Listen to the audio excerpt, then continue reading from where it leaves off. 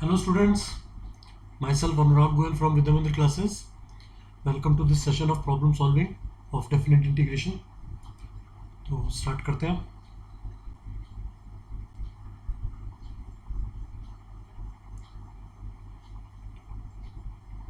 Now look at this first question. It says let f be a function from set of reals to set of reals. It's a continuous odd function which vanishes exactly at one point. तो जो function f है वो set of रियल्स से input ले रहा है, output भी set of रियल्स में दे रहा है. एक कॉन्टिन्यूस फंक्शन है, ऑड फंक्शन है. तो हम अगर इससे मैथमेटिकली टूल मतलब मैथमेटिकली लिखें, क्या मतलब हुआ कि फंक्शन अगर ऑड है तो डेफिनेशन के according F of minus X किसके इक्वल होगा, माइनस ऑफ एफ एक्स के. ठीक. और डोमेन आर है, मतलब X can take any real value and function is a continuous function. मतलब फंक्शन जीरो पे भी कॉन्टिन्यूस ही होगा. तो अगर मैं एक्स को जीरो रिप्लेस कर दूँ यहाँ पे इस इक्वेशन के अंदर, तो I will get F of zero is equal to minus f of 0, and that will imply 2f of 0 is equal to 0, and that finally implies f of 0 is 0. Function value at 0 is 0. और एक और statement लिखी थी question के अंदर, F x vanishes exactly at one point. F x vanishes exactly at one point. तो वो जो जिस पॉइंट पे वो वैनिश कर रहा है वो ऑरिजिन ही है. एक्स इक्वल टू 0 पे फंक्शन 0 आ गया है. अच्छा, आगे बढ़ते हैं. एफ ऑफ वन हाफ दिया हुआ है. तो अगर मैं एक अप्रॉक्सीमेट ग्राफ देखूँ कैसा दिखेगा ग्राफ, तो ऑरिजिन से पास कर रहा है, एफ 0 0 है, वन पे वैल्यू हाफ अचीव हो रही है, वन पे वैल्यू हाफ अचीव हो रही है. It's a continuous function and an odd function. मतलब जैसा ग्राफ फर्स्ट क्वाड्रेंट में होगा वैसे ही ग्राफ थर्ड क्वाड्रेंट में होगा. Symmetric about origin. ऑड की डेफिनेशन ये भी होती है कि it is symmetric about origin. ये तो जो हमने लिखा है ये एल्जेब्रिक डेफिनेशन लिखी हुई है, बट ग्राफिकली क्या मतलब है, its function is symmetric about origin. तो इसका मतलब एक वैल्यू और आ गई कि माइनस वन पे जो वैल्यू होगी वो माइनस हाफ होगी. मतलब अगर यूज़ करनी होगी तो इसका मतलब अगर एफ वन की वैल्यू अगर हाफ दी हुई है तो एफ ऑफ माइनस वन जो होगी वो माइनस हाफ होगी. तो अब तक के डेफिनेशन से हमारे को ये पता चल गया, जीरो पे जीरो है, वन पे हाफ क्वेश्चन में दी हुई थी, माइनस वन पे minus half because of odd definition आ गई. ठीक है. अच्छा, इसके बाद उसने कैपिटल एफ एक्स डिफाइन कर रखा है as integral minus one to X F T D T. तो ये तो डेफिनेट इंटीग्रल, मतलब जो माइनस मतलब एफ का जो ग्राफ होगा उसका माइनस वन से लेके एक्स तक कैपिटल एफ एक्स डिफाइन कर रहा है इंटीग्रेट करके. उसमें जो इन्वॉल्व एक्स है वो बिलोंग कर रहा है माइनस वन से टू के क्लोज इंटरवल में. मतलब आप देखो यहाँ पे कि एक्स की वैल्यू माइनस वन से लेके टू तक में कहीं पे होगी, कहीं पे होगी. और आप माइनस वन से लेके एक्स तक इस फंक्शन को इंटीग्रेट करके जो ऑब्टेन कर रहे हो that is capital F x, that is denoted by capital F x. ठीक है. और कैपिटल जी एक्स डिफाइन कर रखा है. Capital G x is integral minus one to x T mod of F T D T. मतलब एक composite function है f of F T, उसका मॉड लिया हुआ है, उसको टी से मल्टीप्लाई कर रखा है, वो माइनस वन से एक्स में जी एक्स, मतलब उसको इंटीग्रेट करने पे आपको फंक्शन जी एक्स मिल रहा है. अगेन इसका भी जो डोमेन है that is also minus one से टू. अब आगे बढ़ते हैं, जो क्वेश्चन पूछा है उस पर आते हैं. ये जो डेटा दिया था ये तो मैंने वो लिखा है mathematical. You need to find limit X approaches one capital F X over capital G X. मतलब ये भी नहीं निकालना, ये भी दिया हुआ है 1/14, ये भी 1/14 दिया हुआ है. You need to find function value at half. You need to find function value at half, F of half. ठीक है. तो पहले तो देखते हैं कि जो लिमिट दी हुई है X tending to one capital F X by G X, उसमें एक्चुअली में एक्स को वन अप्रोच करने पे हो क्या रहा होगा. मतलब अगर एक्स टेंडिंग टू वन पे कैपिटल एफ एक्स देखें, मतलब अगर आप देखो यहाँ पे कि what is its limit as X approaches one, तो आप देख रहे हो ये माइनस वन से वन में इंटीग्रेट हो रहा होगा उसके इसके अंदर. तो आपका आ रहा होगा लिमिट एक्स अप्रोचेस वन पे कैपिटल एफ एक्स एक्चुअली में आ रहा होगा माइनस वन से one F T D T. Function जो स्मॉल एफ है वो ऑड फंक्शन है, तो माइनस ए से ए में जो इंटीग्रेट होकर आएगा वो जीरो को टेन मतलब जीरो आ जाएगा. तो this will tend to zero. मतलब अगर एक्स वन को अप्रोच कर रहा है तो this integral will tend to zero. तो न्यूमरेटर तो जीरो को टेन कर रहा है. अच्छा, आप डिनोमिनेटर देखो, डिनोमिनेटर में है जी एक्स, और जी एक्स जो फंक्शन डिफाइंड है, जी एक्स जो फंक्शन डिफाइंड है उसमें अगर एक्स माइनस मतलब एक्स अगर वन को टेंड करेगा तो जरा अंदर वाला फंक्शन देखो, इंटीग्रेंट देखो, क्या वो ऑड फंक्शन है. मतलब उसमें जरा टी को माइनस टी से रिप्लेस करके देखो, तो यहाँ पे तो माइनस टी आ जाएगा, लेकिन जब यहाँ पे माइनस टी रिप्लेस करोगे being of F odd function तो बाहर आ जाएगा वो माइनस. फिर बाहर वाला जो फंक्शन है वो भी ऑड है तो बाहर आ जाएगा माइनस, और उसके बाहर फाइनली मॉड लगा हुआ है।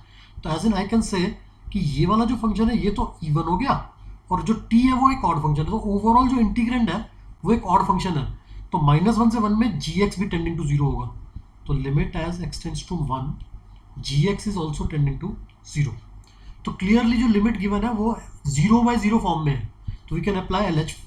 तो इट इज इन 0/0 फॉर्म, तो I am going to apply l'Hopital rule. l'Hopital rule तो क्या बन जाएगा ये आपका, तो l'Hopital रूल के according limit x tends to 1, numerator का derivative f dash x divided by g dash x, इसकी लिमिट भी आपकी होगी 1/14।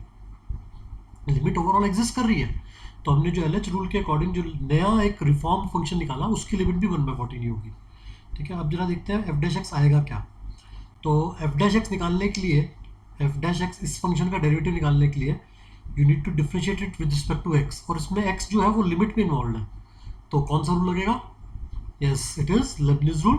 लेबनिज रूल के according what is f dash x, f dash x will be can is a small f x, मतलब हम इस x को एक टी की जगह रिप्लेस करेंगे, फिर एक्स का डेरिवेटिव करेंगे विच इज 1, और फिर सेम काम लोअर लिमिट के लिए करेंगे, लोअर लिमिट का डेरिवेटिव क्योंकि कांस्टेंट है 0 हो जाएगा, तो f dash x is simply f x. तो it comes out to be limit x approaches 1 using Leibniz rule, it is small fx in numerator. Denominator similarly, denominator will be x mod of fx, limit X tending to 1 पे, अब ऊपर आ गया fx, नीचे आ गया x into F of fx, और limit दी हुई आपकी 1/14। अब जरा देखें x को 1 डालने पे क्या आ रहा है, तो if you take x tends to 1, तो x टेंड्स टू 1 में आपका ऊपर आ जाएगा f1 which is given as half, which is given as half, और नीचे आ जाएगा, ऊपर आ जाएगा हाफ, x को 1 लेट से डाल के देखते हैं, नीचे आ रहा है 1 into mod of f of 1। ठीक, f1 हाफ को टेंड कर रहा है, तो f1 हाफ दिया हुआ एग्जैक्टली, तो it will be half divided by f of half का mod is equal to 1/14, and that finally suggests you that mod of f of half किसके इक्वल आ गया, it is coming out to be 7, mod of f of half is coming out to be 7। तो हमें निकालना क्या था, हमें f of half निकालना था, तो as such mod of f of half अगर 7 आ रहा है तो will that be 7 और -7 is also possible।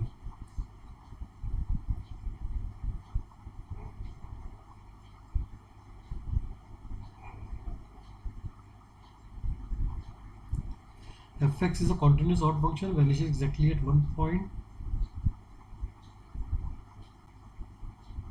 हाँ, तो अब यहाँ पे एक जो चीज़ लिखी थी vanishes exactly at 1 point, vanishes exactly at 1 point, तो उससे क्या मिला कि अगर दो पॉसिबिलिटीज़ आ रही है यहाँ पे, आप कह सकते हो यहाँ पे f ऑफ हाफ जो है वो या तो 7 आएगा या -7 आएगा, बट अगर मैंने by chance f of half को -7 कंसिडर करा, मतलब 0 पे 0 था, हाफ पे फंक्शन वैल्यू एट हाफ पे अगर -7 हुआ इफ पॉसिबल, तो 1 पे उसने क्वेश्चन में दे रखा था एज पर क्वेश्चन f1 इज हाफ, फंक्शन कॉन्टिन्यूस था, तो वो फिर डेफिनेटली 1/2 से 1 में एक बार एटलीस्ट कट करेगा ही करेगा as per intermediate value theorem, क्योंकि हाफ पे वैल्यू नेगेटिव आ रही है, 1 पे वैल्यू हाफ दी हुई है, तो 1/2 से 1 में एटलीस्ट एक बार वो एक्स एक्सिस को कट करता हुआ निकलेगा, तो उसका एक और रूट आ जाएगा, जबकि हमारा उसने फंक्शन में क्वेश्चन मेंशन है कि it vanishes exactly at 1 point, जो कि हमारा 0 पे 0 है, तो इससे आपका जो -7 है वो रूल आउट हो रहा है, f of cannot be -7, F of is exactly 7,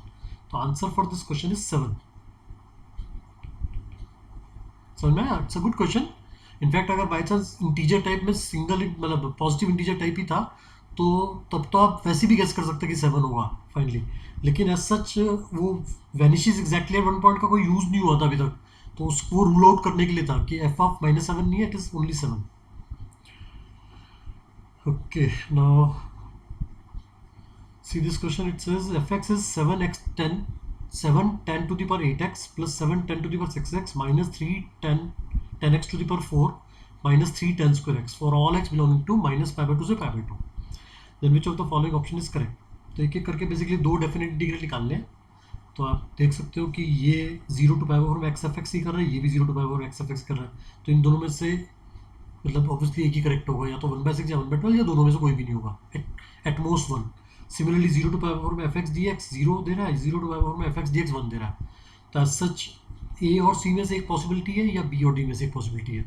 तो एक्चुअली मुझे दो इंटीग्रल वैल्यूएट करने, एक 0 टू 1 में एफ एक्स डी एक्स और एक 0 टू पाई बाय 4 में X F x D X and 0 to pi by 4 में X F x D x.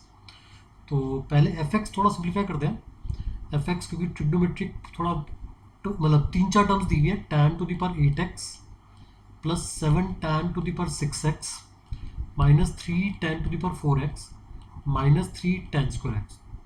तो दो टर्म्स के कोफिशिएंट सेम है, दो टर्म्स के कोफिशिएंट सेम है, तो उसी से जज हो रहा है कि ये डेफिनेटली सिंप्लीफाई हो जाएगा कि फर्स्ट टू को आप क्लब कर दो, 7 tan की पावर 6x कॉमन लो, तो अंदर क्या बचेगा, it will be 1 plus tan square X that is secant square X minus similarly next two term में माइनस 3 tan स्क्वायर, अगर माइनस 3 tan स्क्वायर एक्स अगर मैं कॉमन ले लूँ तो अंदर you are left with again tan square X plus 1 that is also secant square X. Hence you can say it is 7 tan to the power 6x minus 3 tan square x product with secant square x.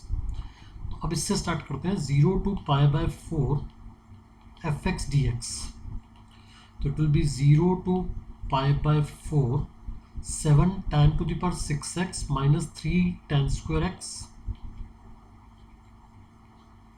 Into secant square x D x, ये आ गया। और अब अगर मैं tan x को substitute कर दूँ t, if I let tan x as t, हमने tan x को t सब्स्टिट्यूट कर दिया, मुझे पता है उसका derivative secant square X already available है dx के साथ प्रोडक्ट में, तो that will imply secant square X dx will be replaced by dt। तो आपका इंटीग्रल क्या रिड्यूस कर गया, इंटीग्रल 7t की power 6 minus 3t square and times dt, secant square X dx आपका क्या हो गया, dt। और अब लिमिट्स देखो, लिमिट चेंज करना मत भूलना कभी भी जब सब्स्टिट्यूशन कर रहे हो डेफिनेट इंटीग्रेशन में। तो ओरिजिनल लिमिट जो होंगी वो पहले वाला जो इंटीग्रेंड में जो वेरिएबल था उसकी थी, तो x की लिमिट 0 थी पहले, तो x की लोअर लिमिट जब 0 थी तो कॉरस्पॉन्डिंग अब t की क्या आ गई, जो सब्स्टिट्यूटेड वेरिएबल है t, तो x 0 पे tan 0 0 होता है तो t की लिमिट 0 हो गई, और x पाई बाय 4 पे tan पाई बाय 4 1 होता है तो इट इज 0 टू 1। तो अब इट इज 7t की पावर 6 का इंटीग्रल क्या आ गया बच्चे, t की पावर 7 माइनस 3t स्क्वायर का क्या आ गया, 3t क्यूब बाई 3, तो it is t cube to be valuated from 0 to 1। तो clearly 1 minus 1 0, lower upper limit भी 0 आ रही है, लोअर लिमिट तो है ही 0, तो it is coming out to be 0। तो 0 to pi by 4 F x D X आपका आ रहा है 0, that is one option is B. Okay, अब आते हैं एक्स एफ एक्स पे। Next is you need to valuate 0 to pi by 4 X into F X. F X क्या था आपका, 7 tan की power 6x minus 3 tan square x into secant square x D x, ये है। तो अब ये तो लुक से ही पता चल रहा है कि आपके पास इसके लिए और कोई रूल ही नहीं है, you have just by parts, integration by parts, ठीक है। तो उसके अकॉर्डिंग हमें पहले x को फर्स्ट ले लेना चाहिए, तो हमने लेट्स से x को फर्स्ट रखा, we kept x as it is. Then what is indefinite integral of the second function, मतलब अगर हमने इसको फर्स्ट लिया है, इसको आपको सेकंड फंक्शन को इंडेफिनिटली इंटीग्रेट करना है पहले। तो जो इंडेफिनिट इंटीग्रेशन करोगे वो x से मल्टीप्लाई होगा, उसमें लिमिट्स रिप्लेस होंगी। गलती से ये मत करना कि 0 टू पाई बाय 4 में, मतलब आप 0 टू पाई बाय 4 में सेकंड को इंटीग्रेट कर दो, तो वो लिमिट फिर x में कब चलेगी, मतलब ये नहीं होगा 0 टू पाई बाय 4 में और आपको लगे कि पहले तो हमने वो इंटीग्रेट कर रखा है तो अच्छा आसान हो जाएगा, नहीं, आपको पहले इसका इंडेफिनिट इंटीग्रेशन देखना पड़ेगा। तो इंडेफिनिट इंटीग्रेशन क्या होगा, सेम लाइन्स पे अगर मैं tan x को t डाल दूँ, सेकंड वाले को इंटीग्रेट करते वक्त अगर मैं tan x को t डाल दूँ तो secant square x D x किसके कन्वर्ट हो जाएगा, dt में। तो आपका इंटीग्रल आ जाएगा 7t6 माइनस 3t स्क्वायर, तो उसका इंटीग्रल आएगा 7t7/7 मतलब t7।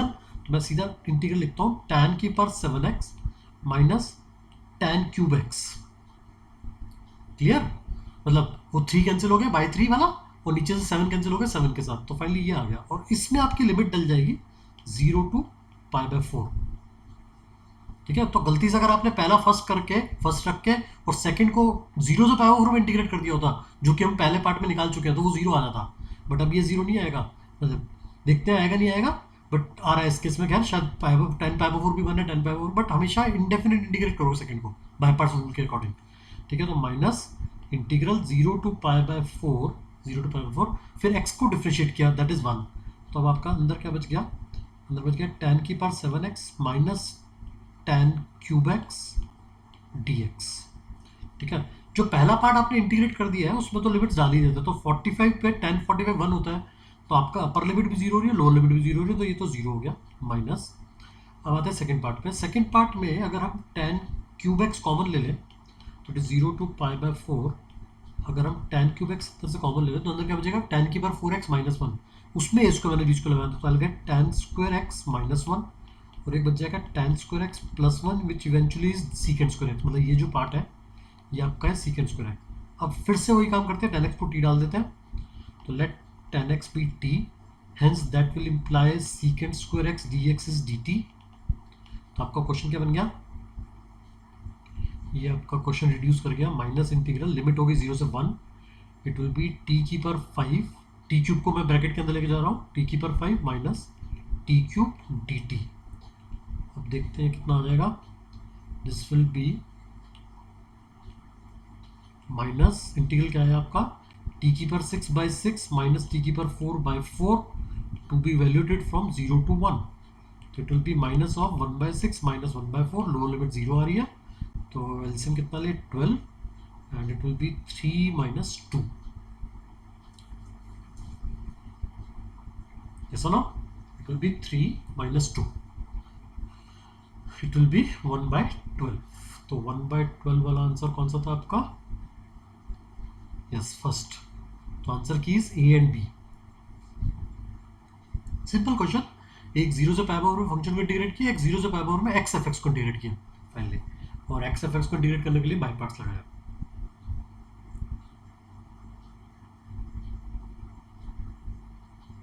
Now see this question, it is from recent advanced JEE question. Now it says let f be a function from set of reals to reals, be thrice differentiable function, capital f जो है वो domain R है, codomain भी R है, it is a thrice differentiable function, मतलब उसको 3 बार differentiate कर सकते हो, तीनों बार डिफरेंशिएट करने के लिए आपको डिफरेंशिएबिलिटी चेक करने की जरूरत नहीं है, f dash x, f double dash x, f triple dash x finally. ठीक है, कुछ बाउंड्री वैल्यूज दी हुई है, मतलब अगर मैं इसका बाउंड्री वैल्यूज कैपिटल F के लिए लिखूँ तो इट इज़ 1 पे 0 आ रहा है, 1 पे 0 आ रहा है, 3 पे इट अचीव्स -4, 3 पे it achieves -4, f dash x negative है for all x belonging to half to 3, okay, तो हाफ से 3 में कैपिटल F जो है वो डिक्रीजिंग फंक्शन है, डिक्रीजिंग फंक्शन, तो मतलब वो अगर 1 पे उसने 0 अचीव किया, 3 पे उसने -4 अचीव किया, तो ये डिक्रीजिंग मोड में जा रहा होगा, अगर ये डिक्रीजिंग मोड में जा रहा होगा,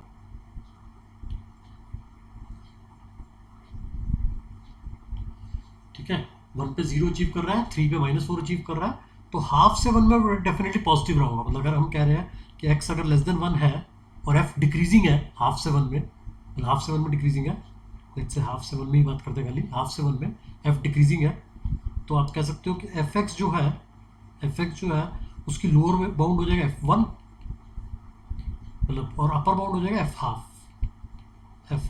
और f1 की वैल्यू क्वेश्चन में दे रखी थी 0, तो हम कह सकते हैं कि हाफ से 1 में fx पॉजिटिव होगा, हाफ से 1 में fx जो होगा वो पॉजिटिव होगा। ये तो सिर्फ अभी तक मैंने जो क्वेश्चन में दिया था उसको, उससे इन्फ्रेंसेस निकाले हैं फाइनली। अच्छा, उसके बाद उसने एक स्मॉल fx डिफाइन कर रखा है x टाइम्स कैपिटल fx, ये क्वेश्चन में उसने डिफाइन कर रखा है for all x belonging to r, मतलब स्मॉल fx कैसे ऑब्टेन हो रहा है, वो जो गिवन फंक्शन fx है उसे उसने x से मल्टीप्लाई कर रखा है, x इंटू fx। ठीक है, तो अब एक एक करके ऑप्शन देखते हैं।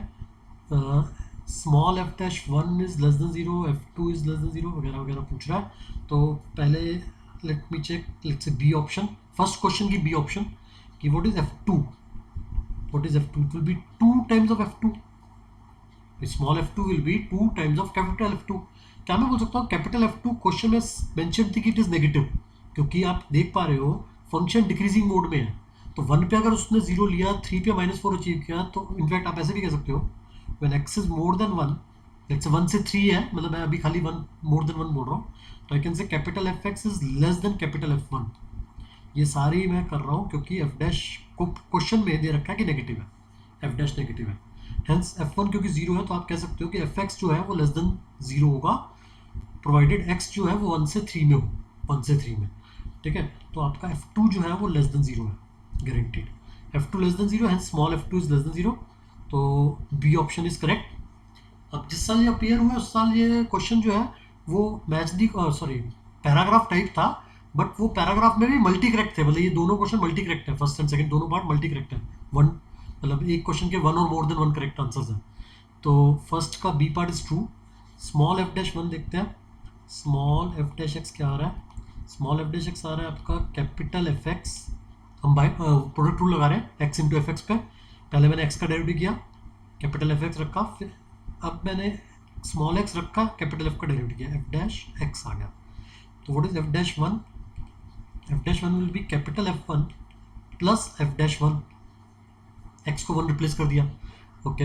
एफ वन क्वेश्चन में मेंशन था जीरो है, ठीक है, तो ये तो जीरो हो गया, और क्वेश्चन में ये भी मेंशन था कि capital F dash x, capital F dash x, ये देखो मैं दिखा रहा हूँ, कैपिटल एफ डैश एक्स हमेशा लेस देन जीरो है वेन एवर एक्स जो है वो हाफ से थ्री में है, तो हाफ से थ्री में वन भी लाई कर रहा है, तो आप कह सकते हो कि F dash one will be less than zero, तो ये क्वांटिटी लेस देन जीरो है, हेंस यू कैन से small f dash one is also less than zero, small f dash one is also less than zero, that is a is also correct. तो first का आपका ए भी true है, B भी true है।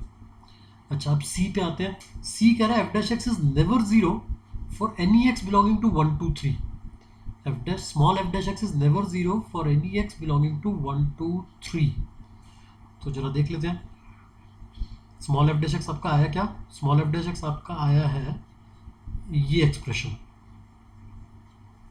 Small f dash x आया है आपका capital F x plus x into f dash x, यह है, और वो कह रहा है कि this is never zero whenever x belonging to 1 2 3, C option ये है, ये वेरीफाई करनी है ये ट्रू है कि नहीं ट्रू, ठीक है। तो 1 से 3 में अगर एक्स लाई करेगा ओपन इंटरवल, एक्स अगर 1 से 3 के इन बिटवीन है, तो मुझे पता है एक्स तो पॉजिटिव है, क्योंकि 1 से 3 में तो ऑब्वियसली वो पॉजिटिव है, 1 से 3 में एक्स लाई कर रहा है, एक्स पॉजिटिव है। कैपिटल एफ डैश क्वेश्चन के अकॉर्डिंग नेगेटिव है, कैपिटल एफ डैश नेगेटिव है, तो सेकंड टर्म कंफर्म नेगेटिव हो गई, और हमारा एफ एक्स नेगेटिव हमने जज किया था कि एफ एक्स जो है वो 1 से लेके 3 के डोमेन में कैपिटल एफ एक्स नेगेटिव चल रहा था, तो आप कह सकते हो कि ये भी नेगेटिव है, ये पॉजिटिव है, बट ये नेगेटिव है, तो इनका प्रोडक्ट नेगेटिव हो गया, ये भी नेगेटिव है, तो ओवरऑल एफ डैश एक्स जो है 1 से 3 के ऊपर इंटरवल कंफर्म नेगेटिव, आप ये कह सकते हो, बिकॉज ये भी नेगेटिव है और ये जो प्रोडक्ट आ रहा है ये भी नेगेटिव है, that implies small f dash x is definitely negative for all x belonging to open interval 1 से 3, हेंस अगर नेगेटिव है तो it can not be zero, मतलब जीरो होने के लिए आपको मतलब जीरो मतलब it is negative, f dash x is negative for all x belonging to 1 to 3, तो if it is negative hence it is never zero for any x belonging to 1 to 3, true, c is also true। and what is option D, option D तो in fact c का contrary है, it says f dash x is equal to 0 for some x belonging to 1 to 3, अब जब हमने ये prove ही कर दिया कि for every x from 1 to 3 f dash x is never zero, तो f x वो तो फिर D contrary हो गया, तो hence D is not correct। तो for first question answer key is A B C। now look at second question, this is your first part, second part of this paragraph, it says integral 1 to 3 x square into capital F dash x is -12, कुछ information further दी हुई है, मतलब x square into f dash x का integral 1 से 3 में -12 दिया हुआ है, 1 से 3 में x cube f double dash x का इंटीग्रल 40 दिया हुआ है। अब फाइनली हमें 1 से 3 में एफ एक्स का इंटीग्रल इवेल्युएट करना है, आप देखो अगेन ये ऑप्शन और ये ऑप्शन एक दूसरे की मतलब कॉन्ट्ररी है, मतलब अगर 12 आ रहा होगा तो -12 नहीं होगा, -1 आ रहा होगा तो 12 नहीं होगा, ठीक है ना, तो ये जज करना अनटिल अनलेस कि यहाँ पे तो 1 से 3 में एफ एक्स भी पीस वाइज हो, केस बन रहे हो कुछ, तब बात अलग है, लेकिन अब ये तो या तो 12 होगा या -12 होगा, इन दोनों में से एक करेक्ट होगा या कोई भी नहीं होगा, फाइनली ऐसा हो सकता है। और सिमिलरली आप देख सकते हो आई थिंक ये कॉन्ट्रडिक्शन नहीं है, क्योंकि यहाँ पे एक्सप्रेशन सेम नहीं है, ये प्लस है और ये माइनस है, तो ये क्या पता दोनों भी ठीक हो सकते हो, क्या पता। तो ये एक एक करके चेक करते हैं। तो पहले तो जो इन्फॉर्मेशन है उसी से स्टार्ट करते हैं। 1 से 3 में x square F dash x -12 दिया हुआ है, 1 से 3 में x square capital F dash x D x ये दिया हुआ है -12, और साइमल्टेनियसली 1 से 3 में x square x cube F double dash x D x ये दिया हुआ है 40। लेट मी अगेन रीचेक कि मैंने कहीं क्वेश्चन गलत कॉपी ना कर लिया। आप भी क्या करो, 1 से 3 में x square F dash x D x is -12 and 1 से 3 में x cube F double dash x D x is 40। Okay, यही दो एक्सप्रेशन दिए हुए। तो पहले वाले इंटीग्रल पे बाई पार्ट्स लगाते हैं, पहले वाले इंटीग्रल पे बाई पार्ट लगाते हैं, इसको फर्स्ट इसको सेकंड लेके देखते हैं कहाँ तक पहुँचते हैं। तो first capital as it is x square रखा, फिर कैपिटल एफ डैश एक्स का इंटीग्रल, क्योंकि वो ऑलरेडी डेरिवेटिव है, तो किसका डेरिवेटिव, एफ एक्स का। इंटीग्रल फंक्शन वो होता है जिसका डेरिवेटिव हमारा इंटीग्रेंड होता है, तो एफ एक्स का डेरिवेटिव है ये इंटीग्रेंड, तो एफ एक्स आ जाएगा। तो इसमें तो लिमिट डाल देंगे 1 से 3, ओके माइनस, फिर हम लिखेंगे इंटीग्रल फिर से, फिर आएगा आपका 2 बाहर आ जाएगा, मतलब जो एक्स स्क्वायर का डेरिवेटिव 2x आएगा वो 2 मैंने बाहर कर दिया एक्स, और एफ डैश एक्स का जो इंटीग्रल इंडेफिनिट इंटीग्रल आया था वो capital F x D x, और लिमिट होगी 1 से 3। ये कितना दिया हुआ है, -12। यस, अब पहला वाला पार्ट जो इंटीग्रेट कर दिया उसमें कितना आ रहा है 9f3 minus f1 -2 times integral 1 से 3। अब ध्यान से देखो, अंदर जो अब इंटीग्रेंड है x into F x and x into capital F x, यही तो स्मॉल एफ एक्स डिफाइन किया था क्वेश्चन के अंदर। अब देखो स्मॉल एफ एक्स आपका यही तो डिफाइन किया था, x into capital F x. तो अंदर जो अब करंटली इंटीग्रेंट है उसको आप स्मॉल एफ एक्स से रिप्लेस कर सकते हो, it is small f x, हमने इसको रिप्लेस कर दिया स्मॉल एफ एक्स से, इज इक्वल टू -12। और f3 की वैल्यू इस क्वेश्चन में कितनी दी हुई थी, f3 शायद दिया हुआ था क्वेश्चन में as -4, f3 was -4, f1 was 0। तो देखें क्या आ गया, -4 into 9 -36 minus f1 that is 0, -2 integral 1 से 3 f x D x is equal to -12। तो आई थिंक 1 से 3 एफ एक्स डी एक्स थोड़ा रीअरेंज करो, इंटीग्रल ही आ गया I think, -36 plus 12 by 2, -36 plus 12 divided by 2, so that is coming out to be -24 by 2 -12। तो answer for 1 2 3 small f x D x is -12। ये थी ना एक ऑप्शन, यस इट इज। तो ये आपका आ गया डी, 1 से 3 स्मॉल एफ एक्स का इंटीग्रल -12 आ गया। अब एक और चेक करना है, small f dash 3 and F dash 1 में कुछ रिलेशंस लाने हैं, ओके। तो अब चाहते हैं सेकंड इंटीग्रल भी ऑब्वियसली यूज में ही रहा होगा, तो सेकंड इंटीग्रल से बाई पार्ट लगाते हैं। तो सेकंड इंटीग्रल से प्रोसीड करते हैं, it will be x cube kept, f double dash का integral will be your f dash x, yes 1 से 3 माइनस, फिर 3 बाहर आ गया इंटीग्रल से, क्योंकि डेरिवेटिव जब एक्स क्यूब का करोगे दैट विल बी 3x², 1 से 3 x² f dash x D x is equal to 40। सिर्फ बाई पार्ट लगाया और ओपन किया। तो अब 3 डालते हैं तो it will B 27 F dash 3 minus 1 डाला तो it will B F dash 1 minus 3 times. अब जरा ध्यान से देखो, जो हमारा बाय पार्ट्स में जो सेकंड टर्म आई है 1 से 3 में x² into capital F dash x, ये वाला इंटीग्रल आपको क्वेश्चन में दे रखा था एज -12। देखो ये तो दिया हुआ है 1 2 3 जो हमारा अब आ रहा है 1 2 3 f dash x x² f dash x, यही तो क्वेश्चन में दे रखा था -12। तो इसकी वैल्यू डायरेक्टली यूज कर लो, तो इट इज -12 का मतलब यहाँ पे -12 आ गया, -12 इज इक्वल टू 40। तो एक इक्वेशन आ गई 27 F dash 3 minus F dash 1, और राइट साइड पे हो गया आपका 40 माइनस 36 प्लस 36 लेफ्ट में था -36, इट इज 4। क्या एक ऑप्शन ये दी हुई थी 27 एफ डैश 3 वाली, नहीं स्मॉल एफ डैश में दिया हुआ है, तो अब वो यूज करते हैं सम, ओके। अब ये जो हमने small f dash already derive कर रखा है, इसको यूज करते हैं। स्मॉल एफ डैश एक्स था, स्मॉल एफ डैश एक्स था आपका capital F x plus x f dash x, capital F x plus x f dash x. इसमें एक तो 3 रिप्लेस करते हैं, तो एफ डैश 3 की वैल्यू कितनी हो जाएगी, capital F 3 plus 3 f dash 3, और एक बार ही 1 रिप्लेस करते हैं, तो small f dash 1 will be capital F 1 f of capital F of 1 which is 0, question में दे रखा था एफ डैश 1। तो कैपिटल एफ डैश 1 तो स्मॉल एफ डैश 1 से रिप्लेस हो जाएगा नो डाउट, और f3 भी दे रखा था, f3 इज -4, तो it will be -4 plus 3 f dash 3। तो अब तो यार आपको दिख ही रहा क्या करना है मुझे, मैं F dash capital F dash 3 और कैपिटल एफ डैश 1 को रिप्लेस कर देता हूँ स्मॉल एफ डैश और स्मॉल एफ डैश 1 की टर्म में, स्मॉल एफ डैश 3 और स्मॉल एफ डैश 1 की टर्म में। तो फ्रॉम फर्स्ट इक्वेशन, मतलब जो ये मैं इसको फर्स्ट बोल रहा हूँ लेट्स से, और इस second equation and let's say let me call it as third equation.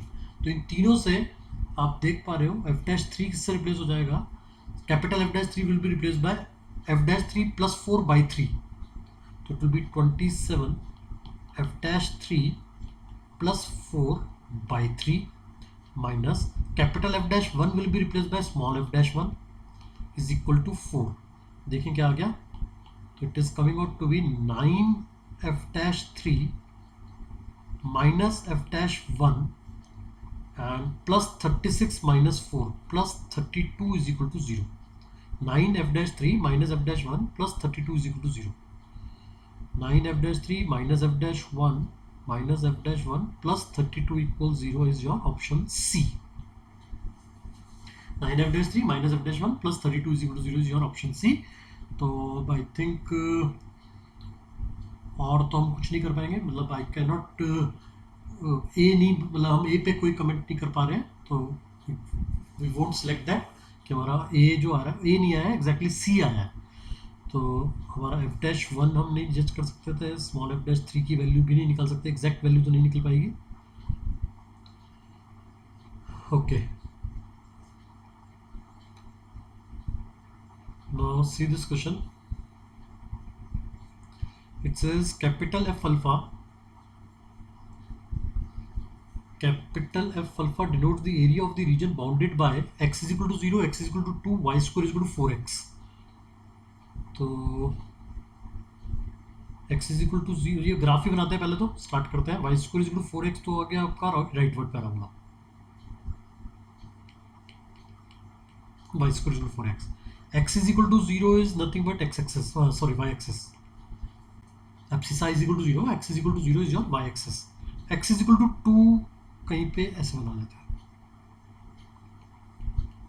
x is equal to 2, तो x इज इक्वल टू 2 पे कॉरस्पॉन्डिंग y कितना आएगा, मतलब पैराबोला पे इंटरसेक्शन देख रहा हूँ मैं, तो x इक्वल टू 2 अगर रिप्लेस करो तो y की वैल्यू √8 आ रही है, तो यहाँ पे मैं मेंशन कर लेता हूँ √8, मतलब रिक्वायर्ड हो नहीं हो मतलब कर लेना चाहिए x इक्वल टू 2 पे।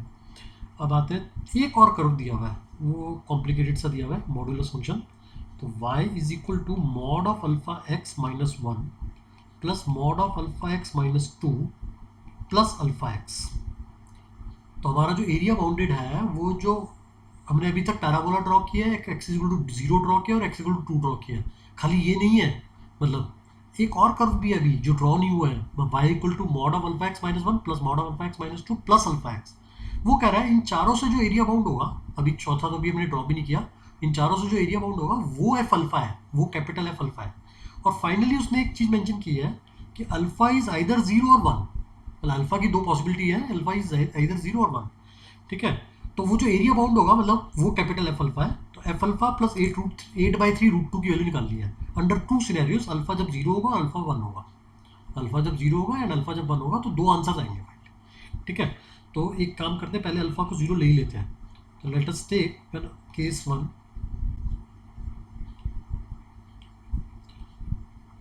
When alpha is 0।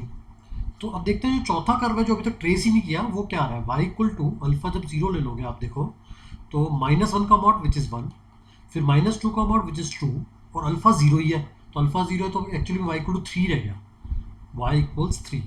तो y इक्वल्स टू 3 का ग्राफ अब अगर मैं एक बारी और दोबारा से इसका स्केच कर रहा हूँ, एक हमारा पैराबोला ड्रॉ हो चुका था, एक y एक्स इक्वल टू 2 की लाइन ड्रॉ हो चुकी थी, तो जो कट कर रही थी y की वैल्यू √8 आ रही थी, तो √8 और 3 में कौन सा बड़ा है, 3 बड़ा है, मतलब √8 होता है आपका 3 होता है √9, 3 इज √9, तो एज एन जो 3 होगा यहाँ पे कहीं पे होगा, तो ये लाइन अगर मैंने एक और ड्रॉ कर दी तो ये पैराबोला जाके इसको दोबारा कट कर जाएगा, ये आ रहा है। तो what is the area bounded bye the parabola, x is equal to 2, y equals to 3 and y axis as well, parabola y axis y equal to 3 and x equal to 2, तो you can observe here कि ये हो गई x axis, ये parabola, ये x is equal to 2 and this is the line y equal to 3। जो हमारा fourth curve है वो बाई चांस केस में y इक्वल टू 3 आ रहा है, तो this is the region, this is the required region. मतलब जो इन्वॉल्व, जो क्वेश्चन में बाउंड्रीज मेंशन होती है वो सारी इन्वॉल्व होनी चाहिए, ठीक है ना। तो अब हमारा शेडेड रीजन आ गया जो हमें इवेल्युएट करना है, दैट इज दिस वन, ठीक है।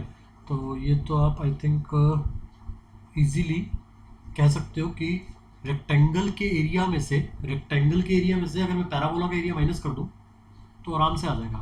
तो इसको 2 मेंशन कर रहा हूँ, it is area, this required area will be integral 0 से 2 पैराबोला का, मतलब अपर वाली ब्रांच y, हमारा पैराबोला था y square equal to 4x, तो y will be equal to root 4x dx। ये नहीं है, ये माइनस करना है, ये माइनस करते हैं किसमें से, रेक्टेंगल के एरिया में से। रेक्टेंगल कितने का है, रेक्टेंगल का एरिया कितना बाउंडेड है, 3/2 का रेक्टेंगल है, डायमेंशन जो है वो 3/2 की है, तो 6 माइनस 10। तो पहला पोर्शन आ रहा है 6 minus integral 0 to 2 root 4x dx, तो इट विल बी 6 माइनस 2, 4 का स्क्वायर रूट मैंने बाहर ले आया। स्क्वायर रूट x का इंटीग्रल क्या होता है, x की पावर 1/2 प्लस 1, x की power 3/2 by 3/2, it will be 2/3 from 0 to 2। तो ये जो लिमिट डलनी है वो सिर्फ इस पार्ट में लगनी है, तो इट इज 6 माइनस 4/3 इंटू 2 की पावर 3/2 इज 2 की पावर 1.5, दैट इज 2 की पावर 1 इंटू 2 की पावर 0.5, दैट इज 2√2 और लोअर लिमिट 0 ही है, it comes out to be 6 minus 8√2/3।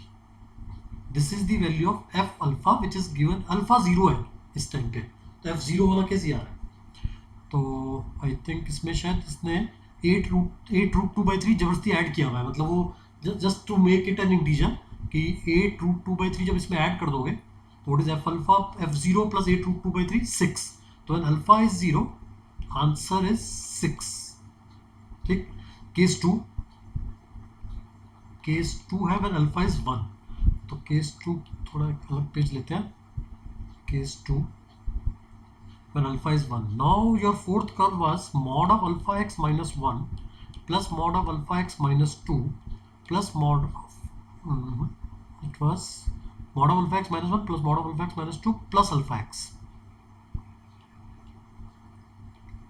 ये है।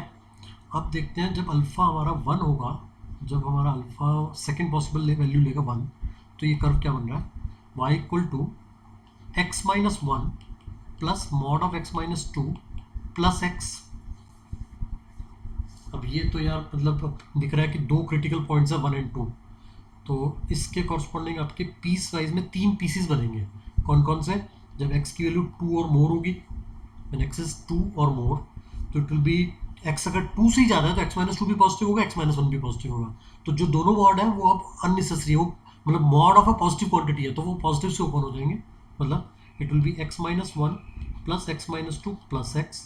अच्छा सेकंड केस, जब x 2 से लेसर है, 2 से लेसर है बट 1 से हायर है, अभी भी 1 से हायर है सेकंड क्रिटिकल पॉइंट, तब x माइनस 1 पॉजिटिव होगा तो it will be x minus 1, x minus 2 negative होने की वजह से 2 minus x plus x।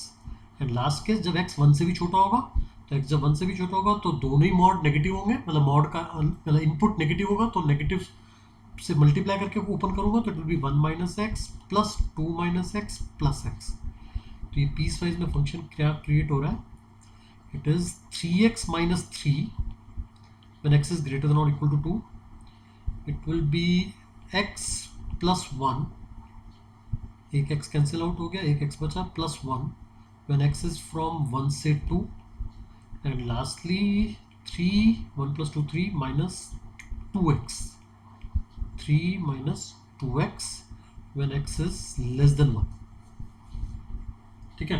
Now you need to sketch this, you need to, ये जो हमने पीस वाइज में कर्व बनाया अब इसको भी स्केच करना पड़ेगा उसी के साथ जो हमने ऑलरेडी बना रखे हैं कर्व्स। तो पहले वाले जो दो कर्व्स थे, मतलब उसमें एक तो पैराबोला था y square equal to 4x का,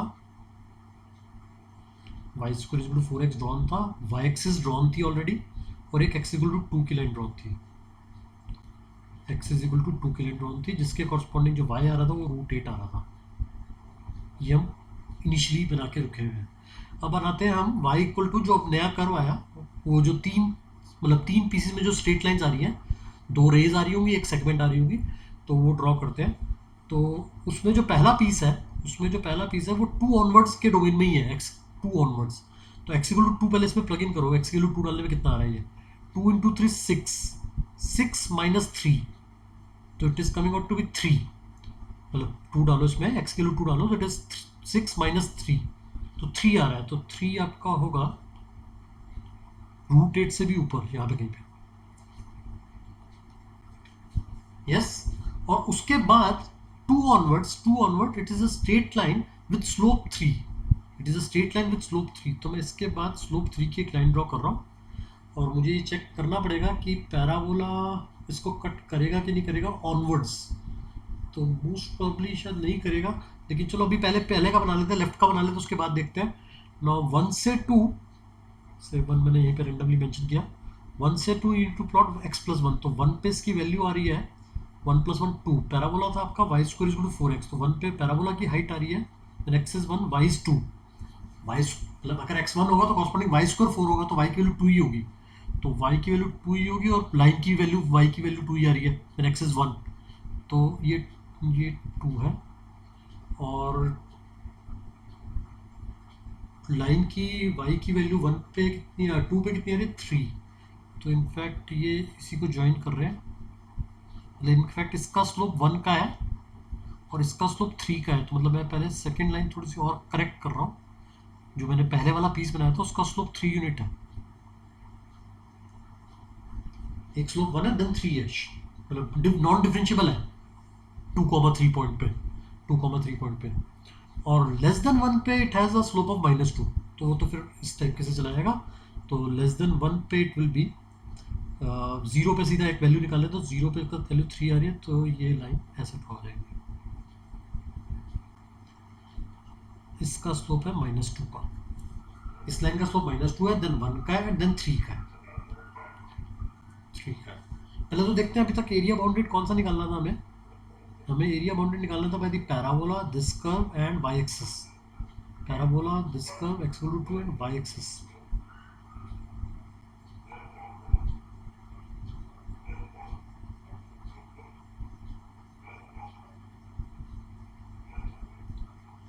वन पे it is achieving two, one पे parabola is achieving two, when x is 1 y is 2, yes when x is 1 y is 2, तो and line is also when x is 1, x minus x, x plus 1, ठीक है, ठीक है बिल्कुल।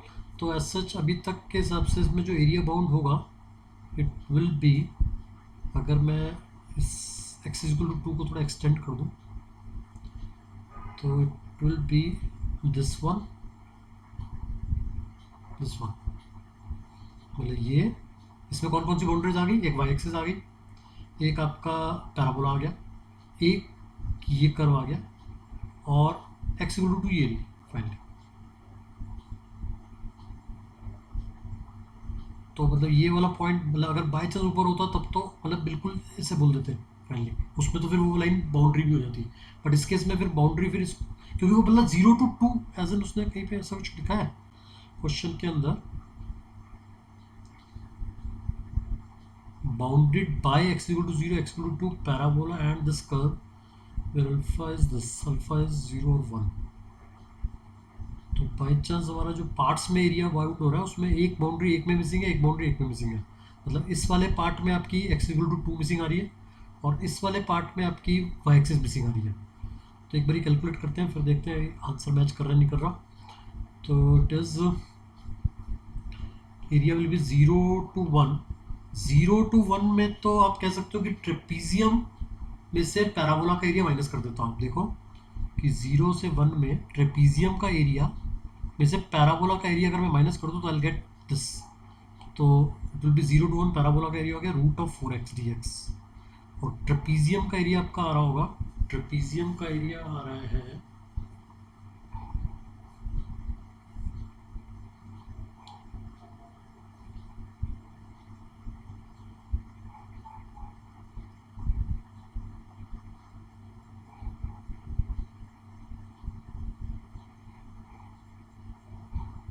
Okay okay, trapezium का area कितना आ रहा है, half sum of the parallel sides, that is 0 पे 3 था, 1 पे आपका 2 था, that is 3 + 2 into distance between them, that is 1। और एक पार्ट और अगर हम निकालें तो एक पार्ट और कौन सा निकलेगा, इट विल बी 1 से 2, 1 से 2 में ट्रेपेजियम का area will be half sum of the parallel sides, that is 2 + 3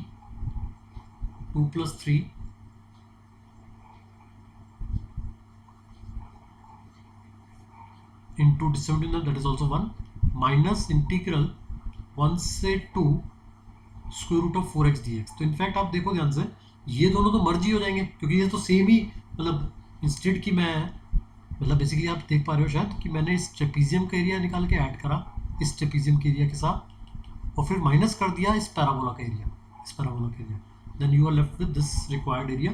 तो आई थिंक हमारी पिछले वाले क्वेश्चन में भी ये कैलकुलेशन पहले सेम ही थी कि आपने 0 से 2 में √4x dx निकाला था, तो that was -8√3/2 I think, yes -8√2/3, it was -8√2/3 only. तो बस आप ये कंप्यूट करो कितना आ रहा है, तो इट इज़ 5/2 + 5/2 5, तो it is coming out to be 5 - 8√2/3 square units. तो ये आपका है F1। हमें क्या निकालना है, F1 + 8√2/3, तो it is coming out to be 5। तो इस केस में आंसर आ रहा है आपका 5, पिछले वाले केस में आपका आंसर आ रहा था 6।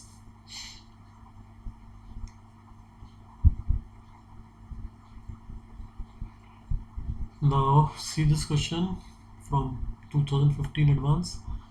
It says capital Fx is x2 x² + π/6 2 cos square t dt for all x belonging to R. Small f is a function from 0 to half to 0 to infinity, be a continuous function for alpha belonging to, for a belonging to 0 to half, f dash a + 2 is the area of the region bounded by x equal to 0, y equal to 0, y equal to fx. Okay.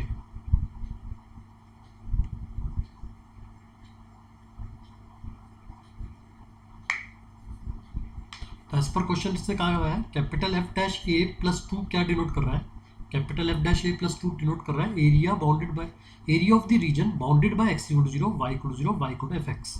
तो आप देखो, अगर मैं x = 0 is y axis, y = 0 is x axis, and the curve y = fx and x = a, एक और भी है and x = a, तो लेट्स से x = a यहाँ पे है, a 0 से हाफ में है, ए जो है वो क्वेश्चन में दे रखा है 0 से हाफ में, तो मतलब जो ए है यहाँ पे 0 से हाफ के बीच में कहीं पे है। तो आप किसी फंक्शन को इंटीग्रेट कर रहे हो, अच्छा जो स्मॉल एफ एक्स है उसका डोमेन 0 से हाफ ही था, और जो कोडोमेन था वो 0 to ∞, मतलब it is non negative function, ऐसे कुछ होगा, मतलब कुछ 0 तक आ सकता है but it is a non negative function.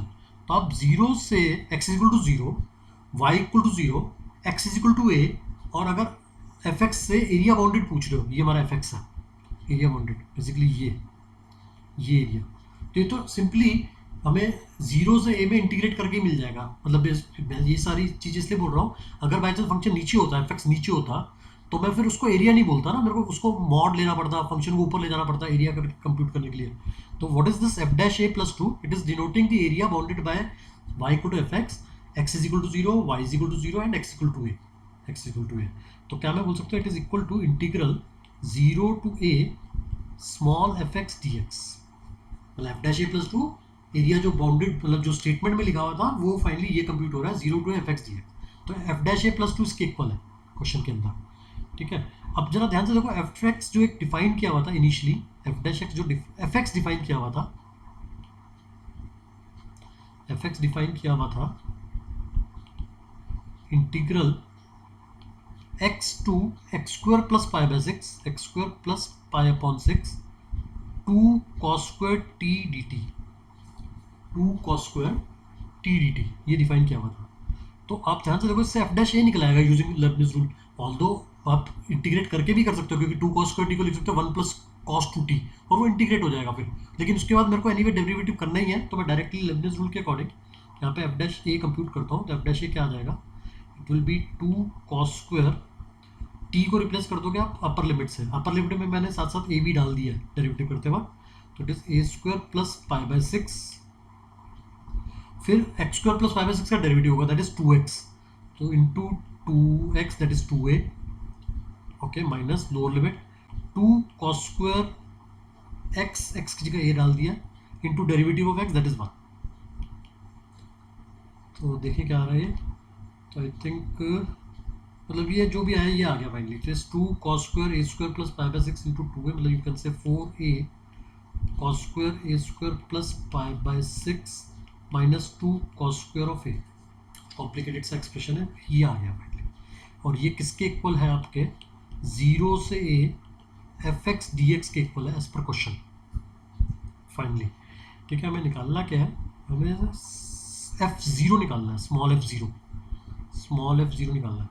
अब ध्यान से देखो, ये जो करंट फॉर्मेट है, it is given that it is true for all a belonging to 0 to half. It is true for a belonging to 0 to half. मतलब जो ये एक्सप्रेशन था, मतलब एफ डैश ए प्लस 2, ये हमेशा एरिया रिप्रेजेंट कर रहा था 0 से ए में एफ एक्स का फाइनली. ठीक है, तो आप इस वाले पार्ट पे आप दोबारा से लिबनिज रूल के अकॉर्डिंग डेरिवेटिव कर सकते हो. मतलब आप again differentiate it with respect to a, क्योंकि दोनों साइड फंक्शन ऑफ ए है. Differentiate it with respect to a, तो राइट हैंड साइड का डेरिवेटिव क्या आ गया, differentiate with respect to a. तो मैं पहले राइट हैंड साइड का लिख रहा हूँ. राइट हैंड साइड का डेरिवेटिव कितना आ गया, कहने से small f a, upper limit a आप रिप्लेस कर दोगे एक्स की जगह, तो f a into derivative of a that is 1. फिर लोअर लिमिट कांस्टेंट है तो उसका 0 होने वाला है. अच्छा, लेफ्ट साइड का बोला डेरिवेटिव विद रिस्पेक्ट टू ए, पहले दो टर्म्स पे तो प्रोडक्ट लगेगा, तो मैंने 4 तो एनीवे कांस्टेंट है, ए का डेरिवेटिव कर दिया लेट्स से, तो it is cos square a square plus pi by 6 plus then 4a रखा, cos स्क्वायर का डेरिवेटिव करने जा रहा हूँ, तो 2 into cos of a square plus pi by 6 into will be cos का derivative that is minus sine of a square plus pi by 6 still not completed into 2a minus, अब होगा next second term का. तो second term का आपका derivative होगा 2 केप्ट cos square a का डेरिवेटिव 2 कॉम आ गया cos a, फिर cos a का डेरिवेटिव, मतलब ये तो भी पावर का डेरिवेटिव है ना, माइनस 2 इंटू 2 cos a, फिर cos a का derivative that is minus sine a, तो इट इज प्लस साइन है. तो this is equal to f of ए.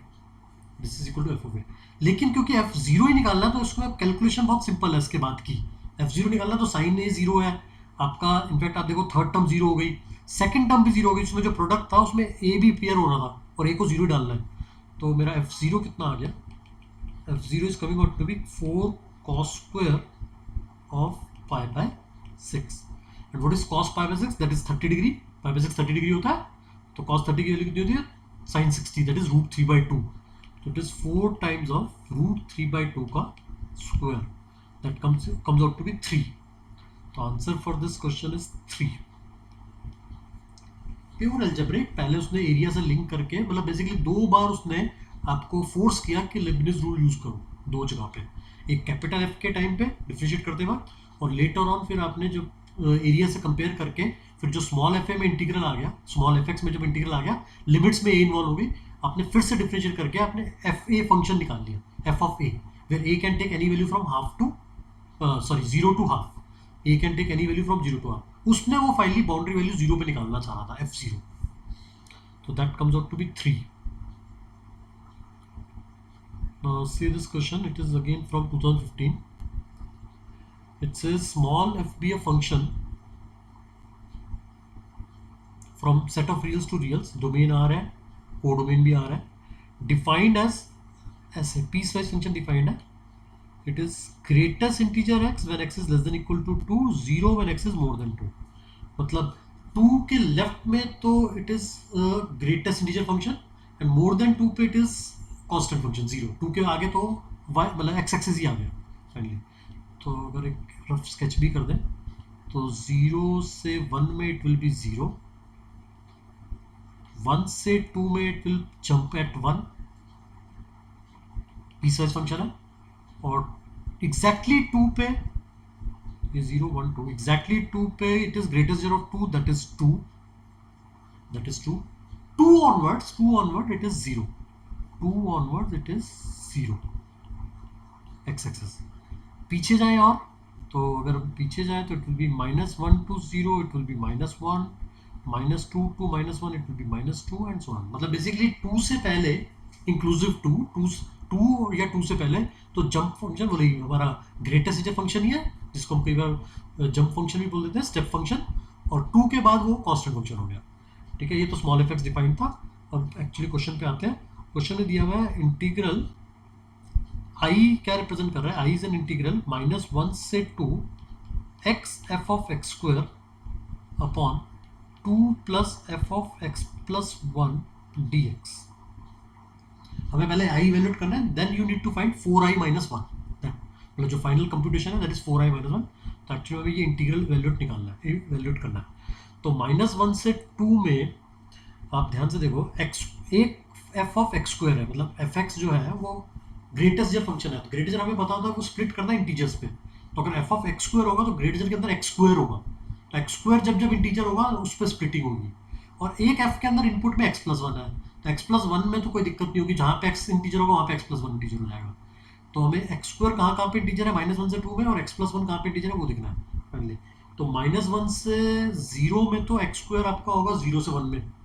जब -1 से 0 स्प्लिट करोगे तो एक्स स्क्वायर होगा 0 से 1 में, तो 0 से 1 में ओके। और सिमिलरली जब 0 से 2 में स्प्लिटिंग करनी है, 0 से 2 में जब स्प्लिटिंग करनी है तो एक तो आ जाएगा 0 से 1, तो एक्स स्क्वायर आपका 0 से 1 में होगा, ओके। और जब 1 से 2 में एक्स होगा तो कॉरस्पॉन्डिंग एक्स स्क्वायर होगा आपका 1 से 4 में। 1 से 4 में ज़्यादा स्प्लिट्स होंगे, 1 से 4 में। ठीक है, तो करता हूँ मैं स्प्लिट, देखो इसको मैं स्प्लिट कर रहा हूँ -1 से 0। अभी मैं इंटीग्रेंड नहीं लिख रहा, इंटीग्रेंड देखते हैं क्या लिखना है। एक स्प्लिट कर रहा हूँ 0 से 1, 0 से 1, ओके। तो 0 से 1 में ओके अलग करना ही पड़ेगा। देन एक स्प्लिट होगा 1 से 2, बट 1 से 2 में भी मेरे को दिख रहा है कि एक्स स्क्वायर फर्दर इंटीजर हो रहा है आपका 1 से 2 में √2 पे, फिर √3 पे भी हो रहा है। तो 1 से √2, 1 से √2, तो एक्स स्क्वायर 1 से √2, ओके 1 से √2 आएगा, एंड देन √2 से लेके √3, देन √3 से लेके 2। वो बात अलग है कि ये इतने सारे स्प्लिट्स रिक्वायर्ड नहीं है, क्योंकि मुझे पता है बहुत सारे फंक्शन जीरो होने वाले हैं यहाँ पे। देखो आपका जो फंक्शन जीरो है, जो एफ, जो मैंने अभी यहाँ पे पहले एफ प्लॉट किया था, एफ जो जीरो है, एफ देखो इस फिगर में जीरो कहाँ पे है, एक तो 0 से 1 में, मतलब एक्स एफ के अंदर अगर इनपुट 0 से 1 में आई तो फंक्शन का आउटपुट ही जीरो है, फंक्शन जीरो ही है, और एक 2 ऑनवर्ड्स। तो जब मैंने स्प्लिट पहला किया -1 से 0, जो मैंने पहला स्प्लिट किया -1 से 0, अगर यहाँ पे x -1 से 0 में लाई करेगा तो कॉरस्पॉन्डिंग एक्स स्क्वायर जो होगा वो 0 से 1 में लाई करेगा, एक्स स्क्वायर। और करंटली एक्स स्क्वायर यहाँ पे f की इनपुट में है, तो f में अगर इनपुट 0 से 1 में जा रही होगी, f में अगर इनपुट 0 से 1 में जा रही होगी तो वो ग्रेटेस्ट इजर वाला फंक्शन उस पर अप्लाई होगा, तो greatest integer of x square will be 0। तो फंक्शन में f ऊपर वाला फंक्शन ही मतलब 0 इंटू एक्स इंटू 0 से मल्टीप्लाई हो रहा है, तो फाइनली कंप्लीट इंटीग्रेंट 0 ही हो जाएगा। मतलब पहले वाले पार्ट में यहाँ पे आ जाएगा 0 dx। यस, सिमिलरली 0 to 1 में भी, 0 to 1 में जब हमारा x लाई करेगा, इसमें जब x 0 से 1 में लाई करेगा तो x square is again 0 to 1। In fact मेरे को -1 से 1 डायरेक्टली भी डील कर सकता था, -1 से 1, तब भी ये 0 dx हो रहा है। तो पहले दो तो इंटीग्रल 0 ही हो गए। अब आता है 1 से √2 में। जब आपका x 1 से √2 में होगा तो कॉरस्पॉन्डिंग एक्स स्क्वायर जो होगा वो 1 से 2 में होगा, जो कॉरस्पॉन्डिंग एक्स स्क्वायर होगा दैट विल बी 1 से 2। तो 1 से 2 में एफ ऑफ एक्स स्क्वायर की वैल्यू क्या आएगी, मतलब एफ ऑफ एक्स स्क्वायर मतलब ग्रेटेस्ट ऑफ एक्स स्क्वायर, और एक्स स्क्वायर लाई कर रहा है 1 से 2 में, एक्स स्क्वायर लाई कर रहा है 1 से 2 में, तो what is greatest of x square, that is 1। तो अब देखते हैं न्यूमरेटर क्या आ गया, x into 1 divided by dx, sorry dx तो लिख लिया 2 प्लस ना, अगर x 1 से 2 √2 में है, अगर x 1 से √2 में, तो where is x plus 1 line, तो x प्लस 1 लाई करेगा आपका 2 से लेके √2 प्लस 1 में। अगर x 1 से √2 में है तो x प्लस 1 लाई करेगा 2 से √2 प्लस 1 में। तो वो भी जो वैल्यू आ गई आपकी, वो x प्लस 1 जो आ गया वो 2 ऑनवर्ड में चला गया। तो करंटली f के जो इनपुट होगा x प्लस 1 वो 2 से ज़्यादा क्या है, और f का इनपुट अगर 2 से ज़्यादा तो अगेन आउटपुट 0 आ रही है, हेंस यहाँ पे भी सिंपल सा फंक्शन आ गया, सिंपली x/2 dx। लेकिन अगेन जो आगे स्प्लिट्स है √2 से √3 या √3 से 2 या डायरेक्टली आप कह सकते हो √2 से 2, उसमें भी फंक्शन का जो एक्स स्क्वायर वाला होगा वो 2 से ज़्यादा हो जाएगा। इन दोनों में ही जो एक्स स्क्वायर होगा वो 2 से ज़्यादा हो जाएगा, तो hence you can say F of x square जो आएगा दैट विल बी 0। तो अगेन ये भी 0 आने वाला है, ये भी 0 आने वाला है। तो जो टोटल स्प्लिट्स थे -1 से 0, 0 से 1, 1 से √2, √2 से √3, √3 से √2, उसमें जो फंक्शन 2 भी इवेल्युएटेड है वो ये वाला है सिर्फ, and that gives you the answer that is 1 से √2 x/2 dx, and that will B 1/2 बाहर हो गया, x का इंटीग्रल आ गया आपका x²/2, 1 से लेके √2, तो it is coming out to be √1/4, और √2 का स्क्वायर दैट इज 2 माइनस 1, तो it is coming out to be 1/4. 1/4 किसकी वैल्यू आपकी i की वैल्यू 0.25, और हमें एक्चुअली में 4i - 1 निकालना था शायद, 4i - 1 comes out to be 0, तो answer for this question is 0. Looks में कॉम्प्लिकेटेड था, लेकिन जो स्प्लिट हुआ वो फंक्शन के आउटपुट की वजह से, कि f का जो आउटपुट है वो 0 से 1 में भी 0 आ रहा है for any input, and 2 onwards भी ऑलवेज 0 हो रहा है, और बाई चांस मेरा स्प्लिट में 3 इंटीग्रल्स के अंदर हमारी इनपुट f के अंदर इनपुट जो है वो 0 मतलब 0 से 1 में आ गई या 2 से आगे चली गई फाइनली, तो फंक्शन आउटपुट 0 हो गई. हेंस क्योंकि फंक्शन का आउटपुट ही 0 हो गया, मतलब f ऑफ फंक्शन ऊपर जो फंक्शन मल्टीप्लाई हो रहा था वो 0 हो गया, तो ये 0 हो गया, तो मैंने बाकी सारे देखे ही नहीं एज सच, तो आपने चेक करना कर लेना, तो ये फंक्शन 0 हो रहा है ओवरऑल 3 इंटीग्रल्स के अंदर, एक इंटीग्रल वैल्यू टू है.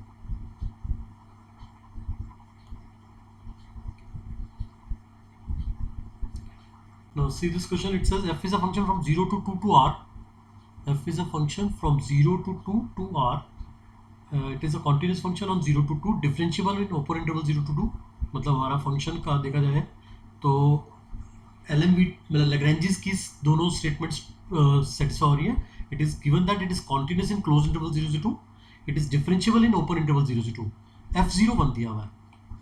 तो अगेन मैं अगर f को दिमाग में रखूँ कि ग्राफ कैसा बनेगा, 0 से 2 के डोमेन में डिस्कशन हो रहा है और को डोमेन आ रहा है, it is a continuous function, differentiable function, and f0 की वैल्यू 1 है, f0 की वैल्यू 1 है.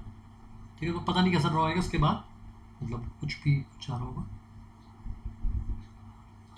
ठीक, तो कैपिटल एफ उसने डिफाइन किया, कैपिटल एफ उसने डिफाइन किया integral 0 to x² f of √t dt, ये कैपिटल एफ डिफाइन किया, एंड इसमें भी जो x का डोमेन है दैट इज मेंशन्ड एज 0 से 2. वो बात अलग है, इंटीग्रल की जो लिमिट होगी अपर लिमिट वो 4 तक चली जाएगी, x का डोमेन 0 से 2 है finally, and it is further given that capital f dash x is small f dash x for all x belonging to open interval 0 से 2. ये कुछ और इन्फॉर्मेशन है, हमें फाइनली प्रिडिक्ट करना है व्हाट इज f2. तो यार ये तो लिबनिज भी मतलब दिख रहा है कि लिबनिज स्टार्ट कर सकते हैं लिबनिज को, और एक काम करते हैं, लिबनिज तो लगा ही लेते हैं. तो इसका लिबनिज के अकॉर्डिंग क्या बना, capital f dash x comes out to be f of root के अंदर x² आएगा, that will be mod x, and फिर derivative of x² that is 2x, lower limit constant है. लेकिन आपका जो x का डोमेन है क्योंकि 0 से 2 है, तो mod x लिखने की जरूरत है, आप x भी लिख सकते हो क्योंकि x बिलोंगिंग टू 0 से 2 में है, you can say it is 2x fx. अब कैपिटल f dash x ने स्मॉल f dash x भी डिफाइन कर रखा था क्वेश्चन के अंदर, तो it is f dash x is equal to 2x fx, hence you can say f dash x by fx is equal to 2x. तो I think आपका small fx तो निकल गया. Now integrate both side with respect to x, तो indefinitely integrate कर देते हैं. It is ln of fx is equal to x² plus c. You can say fx आपका आ गया e की पर x² इंटू e की पर c, let me write it as a into e की पर x². हमने e की पर c को लेट से a से रिप्लेस कर दिया, तो a इंटू e की पर x² आ गया आपका स्मॉल fx. कोई बाउंड्री वैल्यू दी हुई थी स्मॉल f की, कोई वैल्यू दी हुई है किसी पॉइंट पे, स्मॉल f की वैल्यू दी हुई है 0 पे, f0 1 दिया हुआ था एज पर क्वेश्चन. तो f0 अगर 1 है, f ऑफ 0 अगर 1 है, that will imply capital A is 1, क्योंकि e की बार 0 1 हो जाएगा, f0 1 दिया भाई है, तो a is also 1, and you can say fx comes out to be e to the power x². तो अब तो खत्म ही हो गया. हमें पूछा क्या था, हमें फाइनली पूछा था कैपिटल f2. तो अच्छा f2 फिर निकालना ही पड़ेगा, तो अगेन f2 निकालने के लिए capital F2 will be integral 0 to 2, capital F की रेफरेंस में x को 2 रिप्लेस कर रहा हूँ, सॉरी 0 to 4 स्मॉल f हमारा डिराइव हो चुका है, तो f ऑफ रूट टी, तो इसके according f of root t कितना होगा, f of root t will be e की पावर रूट टी का स्क्वायर, रूट टी का स्क्वायर इज सिंपली t, तो it is e to the power t dt, तो integral will be e to the power t to be valuated from 0 to 4, so it is e की power 4 minus 1, f2 comes out to be e to the power 4 minus 1, तो answer है, answer key is b, e की power 4 minus 1.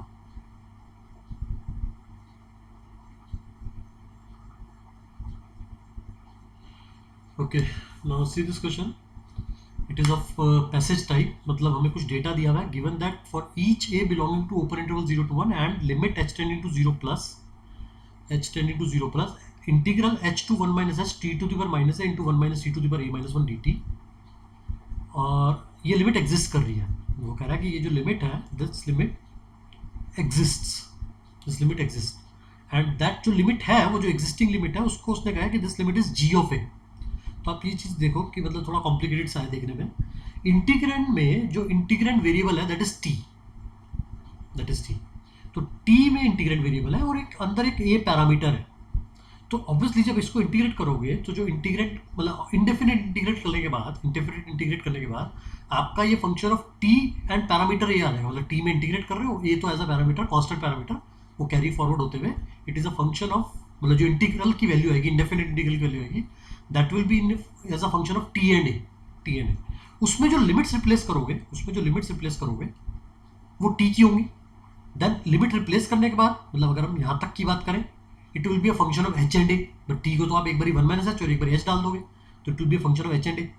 उस limit उसमें वो जो function of h and a आया आपने उसको लिमिट लगा दी h टेंडिंग टू 0, तो जहाँ जहाँ पे h होगा वो 0 को टेंड कर जाएगा और आप लिमिट्स के रूल के अकॉर्डिंग h को 0 टेंड करा के एक लिमिट निकालोगे, तो जो फाइनली एक्सप्रेशन आएगा that will be a function of a. तो वो कह रखा है उसने कि वो जो लिमिट आ रही है that is given to be as a function of a as ga. मतलब मैं यहीं पे क्वेश्चन में मेंशन कर लेता हूँ कि this is given to be equal to g of a, ठीक है. तो वो जो ga आ रहा है it's given to be differentiable function, ga is given to be differentiable function. तो दो क्वेश्चंस हैं इस पे बेस्ड, हमें एक तो g ऑफ हाफ कैलकुलेट करना है और एक g dash of half calculate करना है, g of half g dash of half. तो पहले मैं ga की डेफिनेशन कॉपी करता हूँ. g of a is given to be limit h tends to 0 plus integral h to 1 minus h, आगे था t की power minus a, t to the power minus a 1 minus t to the power a minus 1 dt. ना एक question arise होता है कि आप अगर इसमें रियलाइज करो कि अगर h टेंडिंग टू 0 प्लस बिना पहले इंटीग्रेट किए मैं सीधा h tending to 0 plus replace कर दूं, तो आप देखोगे कि लोअर लिमिट उस केस में 0 हो जाएगी और अपर लिमिट 1 को टेंड कर जाएगी, मतलब ये क्वांटिटी 0 को टेंड कर रही होगी और ये क्वांटिटी 1 को टेंड कर रही होगी, अपर लिमिट जो है वो 1 को टेंड कर रही होगी. तो बेसिकली इंटीग्रल बन जाएगा आपका 0 to 1, इंटीग्रल बन जाएगा 0 to 1, ठीक है. और अंदर जो इंटीग्रेंड है मतलब जो फंक्शन है वो है t की पावर माइनस है 1 माइनस टी की पावर a माइनस 1. तो अगर मैं उसको भी जो नेगेटिव पावर है मतलब माइनस है उसको डिनोमिनेटर में ले आऊँ 1 बाई टी की पावर a, और लेट्स से इसको भी मैं डिनोमिनेटर में ले आता हूँ 1 माइनस टी की पावर 1 माइनस a dt. तो ये इसको कवर करने के लिए है, मतलब बेसिकली आप देखो अब अगर लिमिट t की लोअर लिमिट 0 होगी, t की अगर लोअर लिमिट 0 होगी तो जो इंटीग्रेंड है उसमें t 0 पे डिफाइंड नहीं है. और अच्छा मैं देखो ध्यान से a भी दिया हुआ था क्वेश्चन के अंदर, a is belonging to open interval 0 मतलब a खुद पॉजिटिव है, a जो है वो 0 से 1 के बीच में है, डेसिमल वैल्यू है. तो एज सच आप देखो इसको कि 0 पे डिनोमिनेटर 0 हो रहा है और 1 पे भी डिनोमिनेटर 0 हो रहा है, तो ये मतलब this is particular category, it is called improper integral. मतलब ये इम्प्रॉपर इंटीग्रल है जो कि जेई के कोर्स में नहीं है, मतलब that is beyond this scope. मतलब तो उसको कवर करने के लिए ताकि इम्प्रॉपर में ना पहुंचे तो उसने क्या किया कि इसको 0 ना करके इसमें थोड़ा सा मतलब एलिमेंट ऐड कर दिया, 0 प्लस h कर दिया फाइनली, और 1 में से h सब्ट्रैक्ट कर दिया और फिर इवेंचुअली लिमिट लगा दी h टेंडिंग टू 0. तो ये इम्प्रॉपर इंटीग्रल तब नहीं होगा मतलब एज सच. तो मतलब कई बार होता है कि क्वेश्चन में इम्प्रॉपर मतलब लुक्स में है लेकिन आप अपना डेफिनेट की प्रॉपर्टी लगा के वैल्यूएट कर सकते हो। तो सच ऐसा नहीं है कि अगर आप 0 to 1 कर दोगे तो शायद ना वैल्यूएट हो भी जाए शायद फाइनली। ठीक है, तो अभी चलो जो दिया हुआ जिस फॉर्म में वैसे ही रखते हैं, h टू 1 माइनस एच में ही रखते हैं, इसको h टू 1 माइनस एच की फॉर्म में रखते हैं।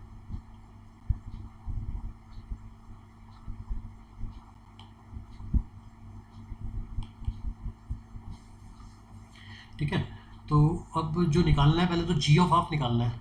g ऑफ हाफ पहला क्वेश्चन है, g ऑफ हाफ। तो a को हाफ तो रिप्लेस कर ही देते हैं, तो it is limit h approaches 0 plus integral h to 1 minus h. a को हाफ से रिप्लेस किया तो t की पावर माइनस हाफ आएगा 1 बाय रूट टी।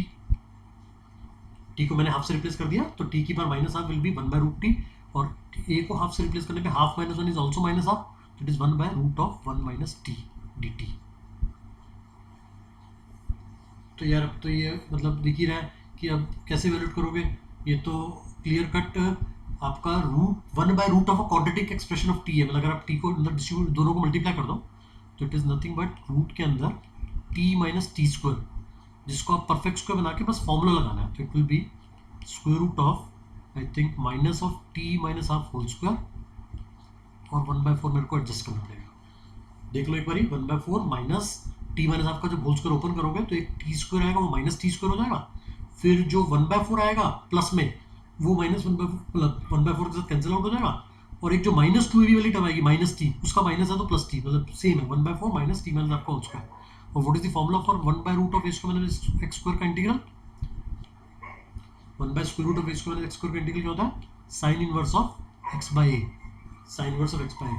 तो आपका इंटीग्रल आ गया sine inverse of x by तो 2t माइनस 1, मतलब it is t minus half by half. तो मैंने थोड़ा वो 2 एलसीएम ले लिया, t minus half by half को 2t माइनस 1 लिख लिया, और इसमें लिमिट डली हुई है h टू 1 माइनस एच। तो देखें कितना आ गया ये साइन इनवर्स ऑफ, मतलब अभी लिमिट अभी h टेंडिंग टू 0 प्लस करनी है मुझे, तो it is 2 minus 2h, t को मैंने 1 माइनस एच से रिप्लेस किया, तो 2 minus 2h minus 1, that is upper limit minus lower limit कितनी आ रही है, h डालो तो 2h माइनस 1। अब हम फाइनली इसकी लिमिट निकाल लेते हैं h टेंडिंग टू 0 प्लस पे। तो I think it is coming out to be sine inverse of 2 minus 1 that is 1 minus sine inverse of minus 1, तो it will be pi by 2, sine inverse 1 pi by 2 होता है, और sine inverse odd function भी होता है, तो अंदर वाला जो माइनस वो प्लस हो जाएगा, तो plus pi by 2 it is pi.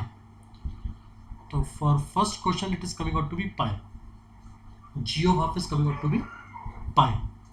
Now the second question is g dash of half, वो थोड़ा सा कॉम्प्लिकेटेड है second part, g dash of half। अब देखो यार वो तो पूछ रहा है g dash half, मतलब बेसिकली वो हाफ किसकी वैल्यू है, a की, तो हमें इसको डिफरेंशिएट करना पड़ेगा with respect to a, with respect to a।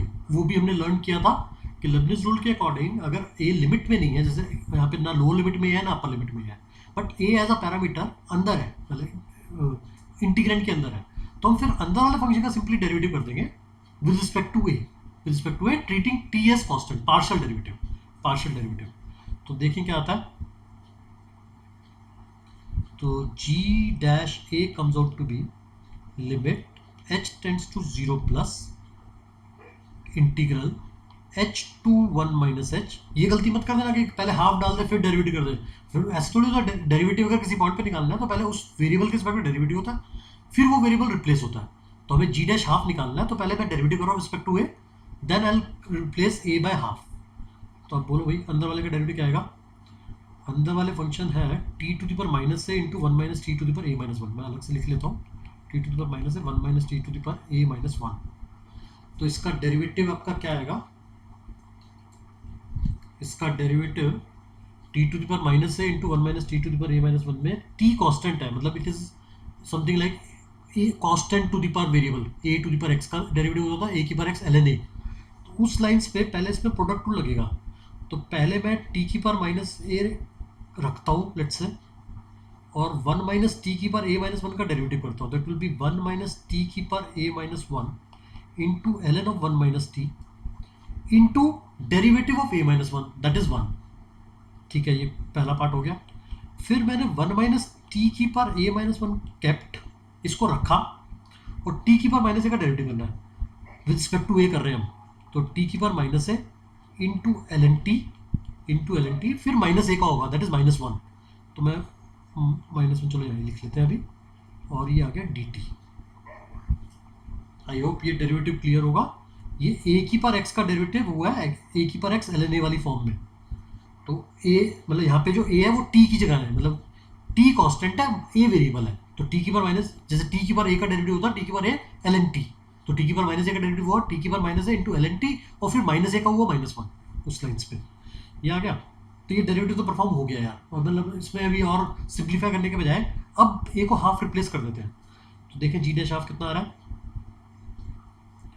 Ji dash half आ रहा है आपका limit h tends to 0 plus integral h to 1 minus h, a को हाफ से रिप्लेस करना है ना, तो इट विल बी अगेन 1/रूट of t minus t square.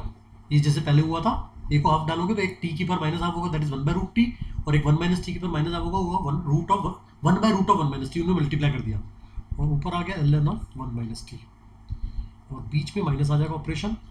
अब फिर से हाफ डाला तो it will be ln t upon में आ जाएगा आपका root of t minus t square again, and that is t T.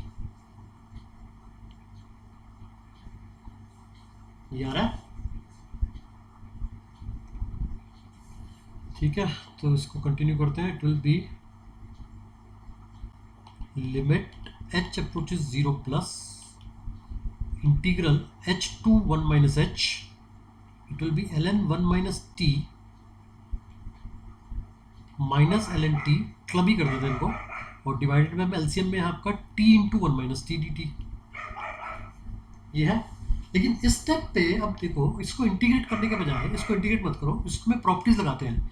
तो प्रॉपर्टीज एक थी आपकी ए टू बी मतलब अगर इंटीग्रल में a to b f x D x integrate कर रहे हो तो that will be same as integral a to b f of a plus b minus x. मतलब हम वो वाली जो प्रॉपर्टी थी integral a to b f x D x, that is same as integral a to b f of a plus b minus x D x. Apply this, मतलब limit same रखो, बस अंदर वाले वेरिएबल इंटीग्रेंड वेरिएबल में उस variable को replace कर दो lower limit plus upper limit minus variable से।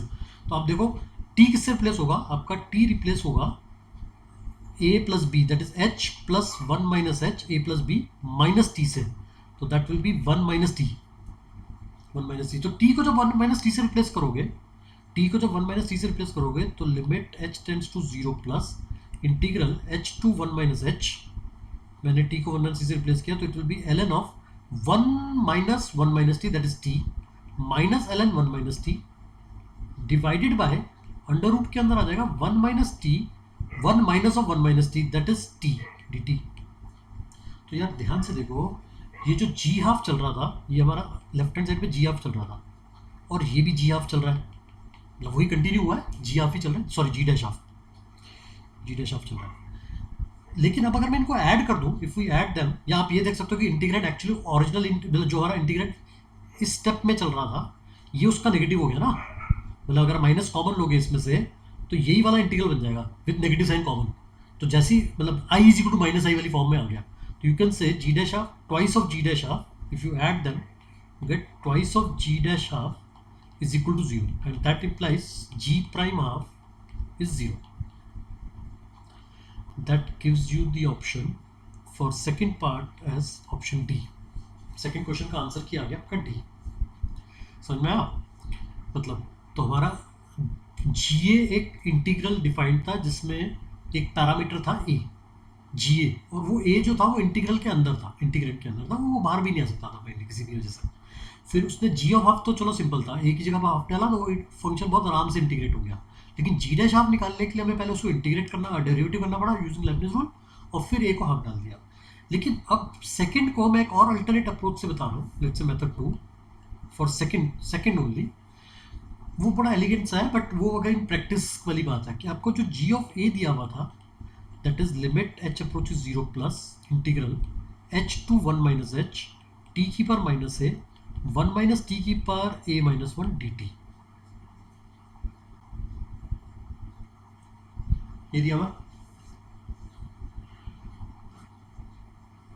और इसमें थोड़ा ऑब्जर्व करो, मतलब यहाँ पे अगर इनपुट ए है तो टी की पावर में उस इनपुट का नेगेटिव है, या ये बोल सकते हो अदर वे अराउंड, टी की जो पावर है, टी की जो पावर है, टी की जो भी पावर है करंटली, उसका नेगेटिव जी का इनपुट है।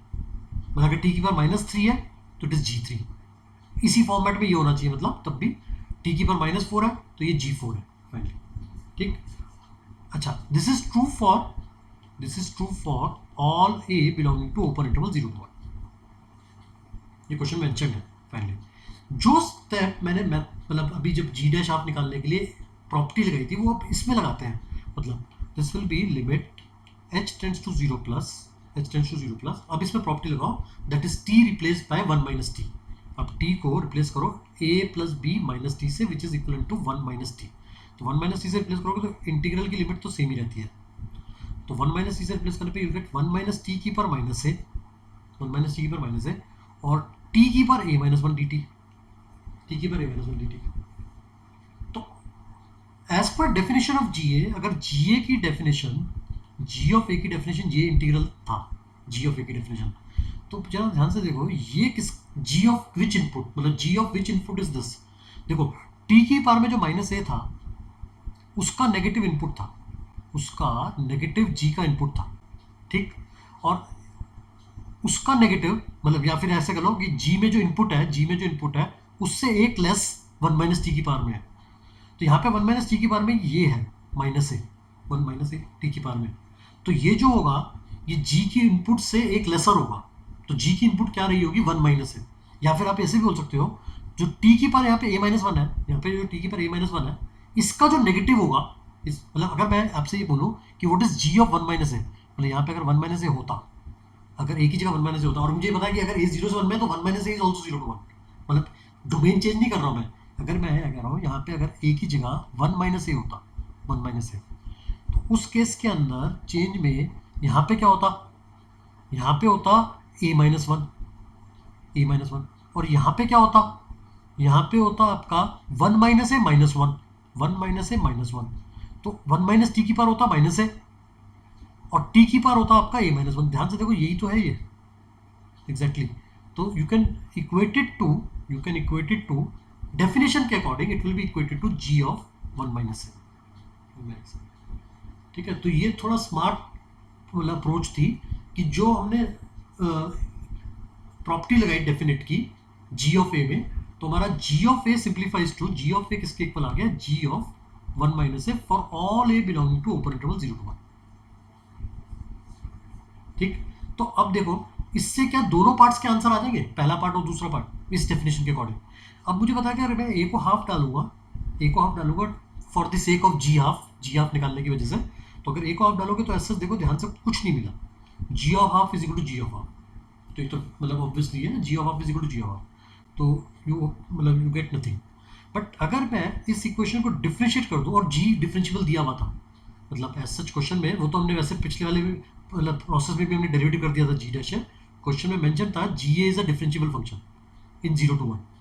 तो अगर मैं इस इक्वेशन को डिफरेंशिएट कर दूं रिस्पेक्ट टू ए, तो जी डैश ए किसके इक्वल आ जाएगा, g dash of 1 minus a differentiate with respect to a, तो it will be g dash a is equal to g dash of 1 minus a. अच्छा 1 minus a का भी होगा, तो 1 माइनस ए का हो गया -1, तो माइनस साइन मैंने इधर ले आया फाइनली, ये आ गया। ठीक है, तो फंक्शन डिफरेंशिएबल है, तो लेट ए इज, मतलब आप ऐसे भी सोच सकते हो, मतलब इसका एक ग्राफिकल अप्रोच भी दिख रहा है, बट लेट से अगर यहाँ पे ए को हाफ डाल दोगे, अगर यहाँ पे ए को हाफ डाल दोगे तो you will get g dash of half is equal to minus g dash of half, g dash of half is equal to minus g dash of half, that will imply g dash of half twice आ जाएगा ना, मतलब minus g dash of left में ले आओ तो twice g dash of half is 0, hence you can say g dash of half is 0। और ये चीज़ आप ग्राफिकली भी सोच सकते थे कि ये फंक्शन की मतलब कौन सी प्रॉपर्टी है, ग्राफिकल प्रॉपर्टी क्या है, कि अगर g of a g of 1 minus a same आ रहा है तो g x is symmetric about x is equal to half, g x जो फंक्शन होगा वो x is equal to half के अबाउट सिमेट्रिक होगा। इसका मतलब यही तो हुआ कि लेट से 0 से 1 में अगर आप ए की जगह 0.1 डालोगे, 0.1, तो 0.1 इनपुट पे कॉरस्पॉन्डिंग जो आउटपुट आएगी जी की, वही आउटपुट 0.9 पे भी आएगी। G of 0.1 is same as g of 1 minus 0.1 that is g of 0.9. जो 0.2 पे हाइट आएगी वही 0.8 पे भी आएगी, वही 0.8 पे भी आएगी. तो इसके अकॉर्डिंग जो ग्राफ इधर चल रहा होगा वही ग्राफ यहाँ एंड हो रहा होगा फाइनली. तो हेंस आई कैन से ये सिनेरियो रहा होगा. मतलब ऐसा जरूरी नहीं कि एग्जैक्टली ये रहा हो, बट एटलीस्ट आई कैन से कि हाफ के अबाउट सिमेट्रिक होगा, हाफ के अबाउट सिमेट्रिक होगा. तो हाफ पे आइदर लोकल मैक्सिमा या लोकल मिनिमा लेगा.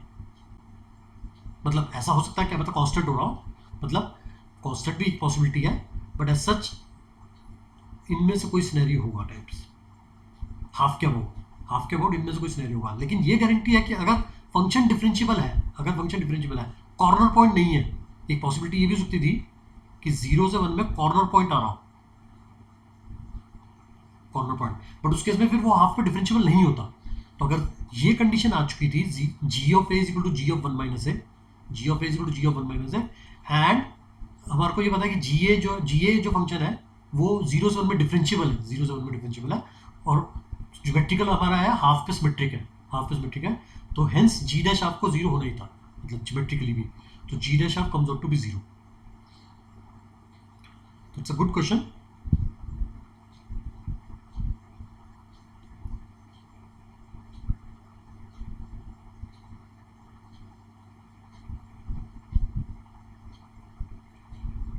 Okay, now see this. It says the number of polynomials effects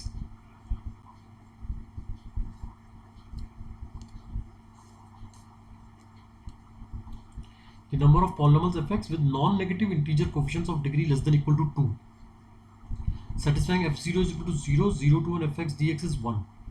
It says number of non-polynomial effects with non-negative integer coefficients of degree less than equal to 2.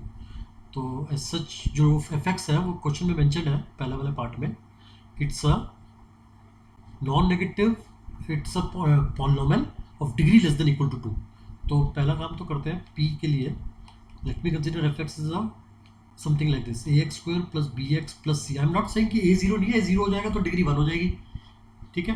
तो वो कह रहे हैं degree जो है वो 2 या 2 से लेसर है, मतलब ए जीरो हो जाएगा तो डिग्री 1 हो जाएगी. अगर ए एंड बी दोनों जीरो हो जाएंगे तो मतलब 0 डिग्री का पॉलिनोमियल हो जाएगा, कांस्टेंट पॉलिनोमियल, ठीक है. तो डिग्री या तो 2 है या 1 है या 0 है. Degree is less than equal to 2. Further जो कोएफिशिएंट्स इन्वॉल्वड है A B C, they are given to be non negative integer coefficient. मतलब A B C are non negative integers, hence you can say they are belonging to set of whole numbers.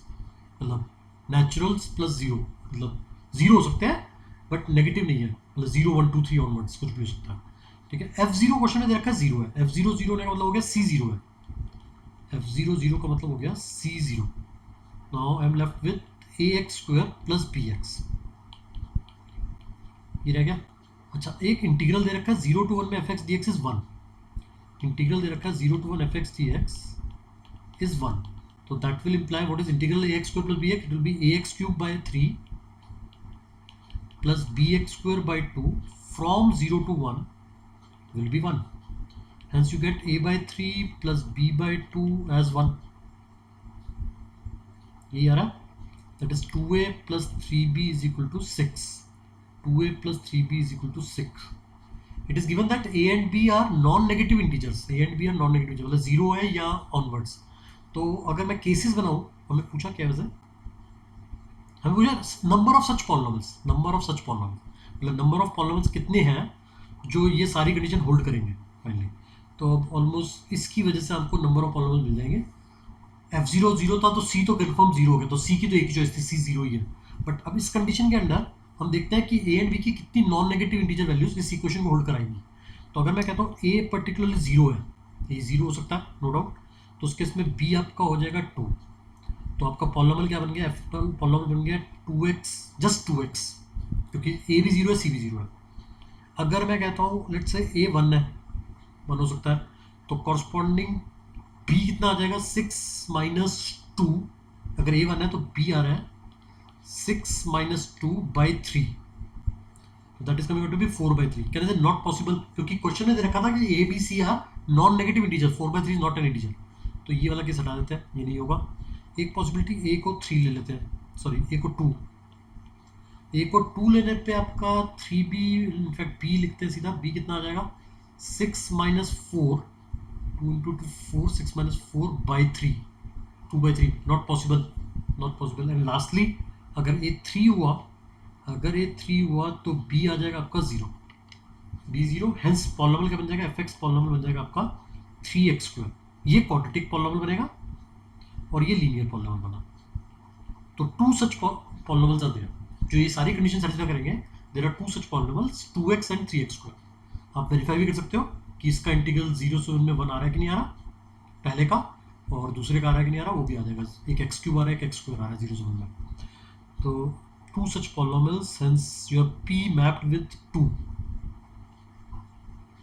इसमें गलती होने के chance होता है, answer 2 आया कि number, मतलब आंसर 2 है, बट बाय चांस वो 2 पे ही 2 मेंशन था, बट गलती से अगर वो मतलब 4th पे 2 मेंशन होता तो 2 मत मार्क कर देना, मतलब आंसर कीज 2, आंसर 2 आया फाइनली। तो मतलब वो मैप उससे होगा जिसमें 2 मेंशन होगा, लिस्ट 2 में, लिस्ट 2 में। Second part is number of points in the interval -√13 to √13 at which fx is equal to sin of x² plus cos of x² retains its maximum value. Okay, second part, f of x is sin of x² plus cos of x², domain दिया हुआ है -√13 to √13, and वो कह रहा है कि number of points in the interval -√13 to √13 so that sin of x² plus cos of x² retains its maximum value, maximum value. तो what is sin theta plus cos theta की maximum value? It is √2, √2। तो एक काम करते हैं ना यार, अगर x आपका -√13 से √13 में है एज पर क्वेश्चन, तो x² कहाँ पे लाई करेगा? x² लाई करेगा 0 से 13 में, x² लाई करेगा 0 से 13 में। तो मैं x² को थीटा मान लेता हूँ, मतलब तो मेरे को फंक्शन रह गया sin theta plus cos theta with theta belongs to 0 to 13, 0 to 13 में थीटा लाई कर रहा है। तो अब जरा बताओ, sin theta plus cos theta, theta belonging to 0 to 13 में मैक्सिमम वैल्यू कितनी बार अचीव करेगा 0 to 13 में, 0 to 13 में? तो I know sin theta plus cos theta का पीरियड कितने का? 2 पाई का। sin theta plus cos theta का पीरियड जो है वो 2 पाई का है, और मैक्सिमम वैल्यू जो √2 होती है, जो मतलब एक्सट्रीमम वैल्यू होती है, वो जैसे आप देखो, जैसे अगर साइन, खाली साइन की बात करें, खाली साइन एक्स या साइन अल्फा की बात करें, ये मैंने साइन वेव बनाई 0 से 2 पाई में, 0 से 2 पाई में, तो ये जो ग्राफ बनाया, ये मैक्सिमम वैल्यू सिर्फ एक पॉइंट पे तो अचीव कर रहा है एक पीरियड में, एक्सट्रीमम वैल्यूज एक बार अचीव होती है एक पीरियड में। साइन ट्रिग्नोमेट्रिक फंक्शन की बात कर रहा हूँ, साइन या कॉस की बात कर रहा हूँ, तो एक्सट्रीमम वैल्यू या तो 1 या -1 एक बार अचीव होता है। हाँ, इंटरमीडिएट वैल्यूज जो है, इंटरमीडिएट वैल्यूज हाफ हो गई 2 बार, 0 हो गई 3 बार, मतलब 0 पे, पाई पे, 2 पाई पे, ठीक है ना। तो लेकिन एक्सट्रीम वैल्यू सिर्फ एक बार अचीव होती है। तो जो मैक्सिमम वैल्यू की बात कर रहा है कि for what values of theta in 0 to 2 pi sine theta plus cos theta maximum achieve करेगा इंटरवल 0 से 2 पाई में एक बार, 0 से 2 पाई में एक बार। तो आप देखो 13 कितना होगा, 13 आपका हो जाएगा अप्रॉक्सीमेटली कितने मल्टीपल ऑफ पाई में आ रहा है? 2 पाई, 2 पाई होता है 6.28, तो 4 पाई से 4 पाई इज अप्रॉक्सीमेटली 4 इंटू 3.14, 12.56। 13 इससे आगे है, 13 इससे हायर है, तो या तो उस हायर पोर्शन में भी एक रूट आ जाएगा। तो अगर मैं देखो, आई थिंक निकालना ही पड़ेगा, sine theta plus cos theta की मैक्सिमम वैल्यू को √2 के इक्वेट किया, तो I get sine of theta plus π/4 is equal to 1, sine of theta plus π/4 is equal to 1।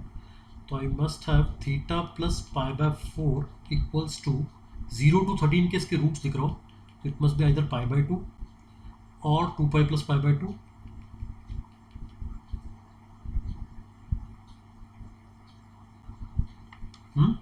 या फिर 4 पाई प्लस π/2। तो मैं देखता हूँ कि थीटा कितना आया, थीटा आ रहा है आपका π/2 माइनस π/4 और 2 पाई प्लस π/4 और 4 पाई प्लस π/4, π/4 सब्ट्रैक्ट कर दिया, तो ये वाला तो फिजिबल होगा ही ऑब्वियसली, 0 to 13 में ये भी होगा। मेरे को बस ये वेरीफाई करना है कि ये 0 से 13 में आ रहा है कि नहीं आ रहा। तो आपका 4 पाई अप्रॉक्सीमेट आया था 12.56, और उसमें आपको ऐड करना है पाई by 4।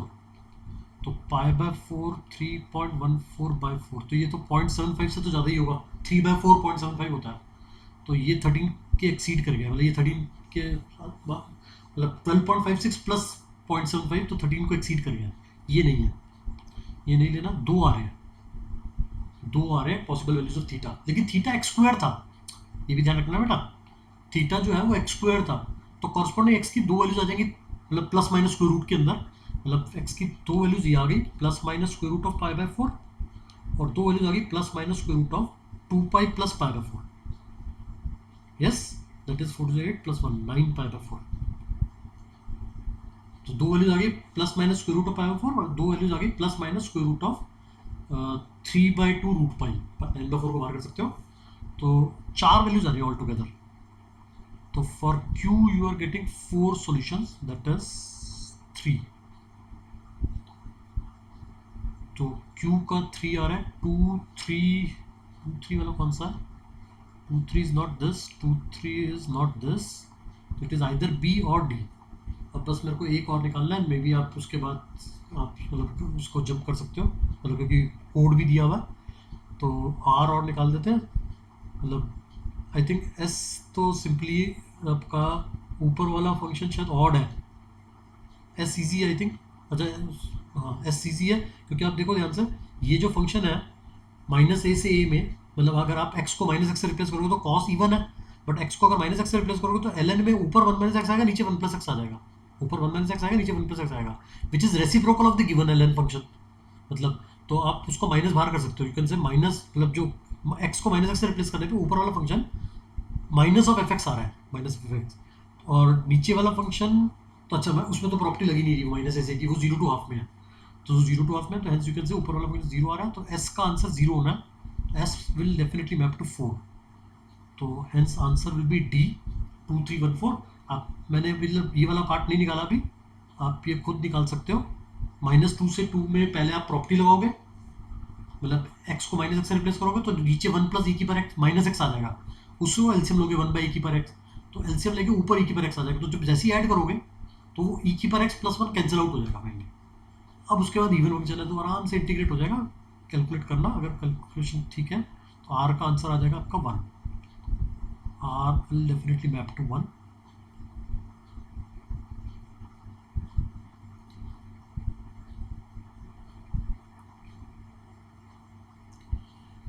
Now see this question, it says the area enclosed by the curve y equal to sin x plus cos x and y equal to mod of cos x minus sin x over the interval 0 to pi by 2. Okay. तो rough sketch करते हैं, y equals sin x plus cos x, y equals sin x plus cos x over the interval 0 to pi by 2, 0 to pi by 2। तो 0 पे मतलब basically आप ध्यान से देखो, 0 से पाई बाय 2 में साइन एक्स इंक्रीजिंग मोड में रहता है, 0 to 1 जाता है, और 0 से पाई बाय 2 में कॉस एक्स जो है वो 1 से डिक्रीज होता होता 0 पे आ जाता है। एंड दोनों ही फंक्शन मतलब इंटरसेक्ट कर रहे हैं पाई बाय 4 पे, तो मतलब आप ये कह सकते हो कि sine x plus cos x का जो फंक्शन है, sine x plus cos x का जो फंक्शन है, आप अगर फंक्शन एक्स को sine x plus cos x बोल रहे हो तो I can say f x is same as f of pi by 2 minus x. X को अगर पाई बाई 2 माइनस एक्स से रिप्लेस करोगे तो you will get cos x plus sine x, तो वो सेम ही तो आ गया। तो ये जैसे भी मैंने किसी पिछले क्वेश्चन में भी रिप्लेस किया था, अगर f of x f of a minus x के इक्वल हो रहा है, एफ ऑफ एक्स अगर f of a minus x के इक्वल हो रहा है तो x is equal to a by 2 के अबाउट सिमेट्रिक होता है। तो करंटली जो ग्राफ होगा वो 0 से पाई बाई 2 के बीच में बिल्कुल पाई बाय 4 के अबाउट सिमेट्रिक होगा, पाई बाय 4 के अबाउट सिमेट्रिक होगा फाइनली। ठीक है, तो पहले देखते हैं 0 पे वैल्यू कितनी आ रही है। 0 पे वैल्यू आ रही है साइन 0 कॉस 0 1 होता है, तो 1 से स्टार्ट होगा, और सिमिलरली पाई बाय 2 पे भी 1 पे पहुंच जाएगा। आप वैल्यू रिप्लेस करके देख लो, पाई बाय 2 पे साइन पाई बाय 2 1 हो जाएगा, कॉस पाई बाय 2 0 हो जाएगा। पाई बाय 4 पे वैल्यू कितनी आ रही है, पाई बाय 4 पे साइन पाई बाय 4 आएगा 1 by root 2, cos pi by 4 आएगा 1 बाय रूट 2, तो 1 by root 2 plus 1 by root 2, 2 by root 2 that is root 2, तो वो जो sine x plus cos x की मैक्सिमम वैल्यू होती है, तो पाई बाय 4 पे वो अचीव करेगा रूट 2। ठीक है, अब बस ये देखना है कि ये सिमेट्रिकली बनाना है, मतलब इसके अबाउट वो बनाना है। तो 1 से √2 तक इंक्रीज करेगा, √2 से फिर वापस आके 1 तक डिक्रीज कर जाएगा फाइनली। बस ये देखना है कि वहाँ पे कॉर्नर पॉइंट आ रहा है कि नहीं आ रहा। तो आप देख रहे हो कि डिफरेंशियल फंक्शन है sin x plus cos x, it's a differential function, sin x itself is a differential, cos x is a differential function, sum भी डिफरेंशियल फंक्शन होगा। तो पाई बाय 4 का डेफिनेटली डेरिवेटिव 0 आ रहा होगा, ऐसे बन जाएगा। पाई बाय 4 पे डेरिवेटिव डेफिनेटली 0 आ रहा होगा, ऐसे बन जाएगा फाइनली। आप करके देख लो, sin x का डेरिवेटिव cos x आएगा, cos x का डेरिवेटिव माइनस sin x आएगा, पाई 4 रिप्लेस करोगे डेरिवेटिव 0 हो जाएगा, ठीक है। और आप एक चीज़ और देख सकते हो कि यहाँ पे जो टेंजेंट बनेगी वो स्लोप 1 बनेगी। sin x का डेरिवेटिव कितना है, cos x, और cos x का माइनस है, तो cos x minus sin x आ रहा है derivative, cos x minus sin x, तो at 0 it will achieve cos 0 that is 1, मतलब। और सिमिलरली यहाँ पे डेरिवेटिव माइनस 1 आ रहा होगा, वो भी सिमेट्रिकली बोल सकते हो, इधर डेरिवेटिव 1 इधर डेरिवेटिव माइनस 1। तो थोड़ा मतलब अच्छे से स्केल करके बना दिया, प्रॉपर बना दिया। अच्छा, अब बनाते हैं cos x minus sin x का मॉड का graph, cos x minus sin x के मॉड का ग्राफ। तो आप देखो 0 से पाई बाय 4 में cos x 1 से लेके 0 तक आया, सॉरी 1 बाय √2 तक आया, और ये 0 से लेके 1 बाय √2 तक ही गया। तो ये basically difference of the graph है, डिफरेंस ग्राफ। तो हमें इन दोनों फंक्शन के ऑर्डिनेट वैल्यू को सब्ट्रैक्ट करना है। तो 0 पे ये 1 है, ये 0 है, तो डिफरेंस 1 ही रहेगा। आगे जब आगे बढ़ोगे तो ये भी कम हो जाएगा, ये बढ़ जाएगा, मतलब cos x की वैल्यू कम हो जाएगी और sin x की वैल्यू बढ़ जाएगी। तो जो डिफरेंस आएगा वो कम होना शुरू हो जाएगा, मतलब basically difference graph starting with this और पाई बाय 4 पे पहुंचते पहुंचते 0 पे आ जाएगा। आई होप ये क्लियर होगा, क्योंकि पाई बाय 4 पे दोनों 1 बाय √2 पे पहुंच जाएंगे। मतलब बेसिकली जो डिफरेंस है, आप देखो पहले डिफरेंस 1 का है, फिर कम हो रहा है ना, ये डिफरेंस कम होता जा रहा है, ये जो डिफरेंस है वो कम होता जा रहा है, और वो कम बनाना है, लेकिन बनाना एक्स एक्सिस के लॉन्ग में।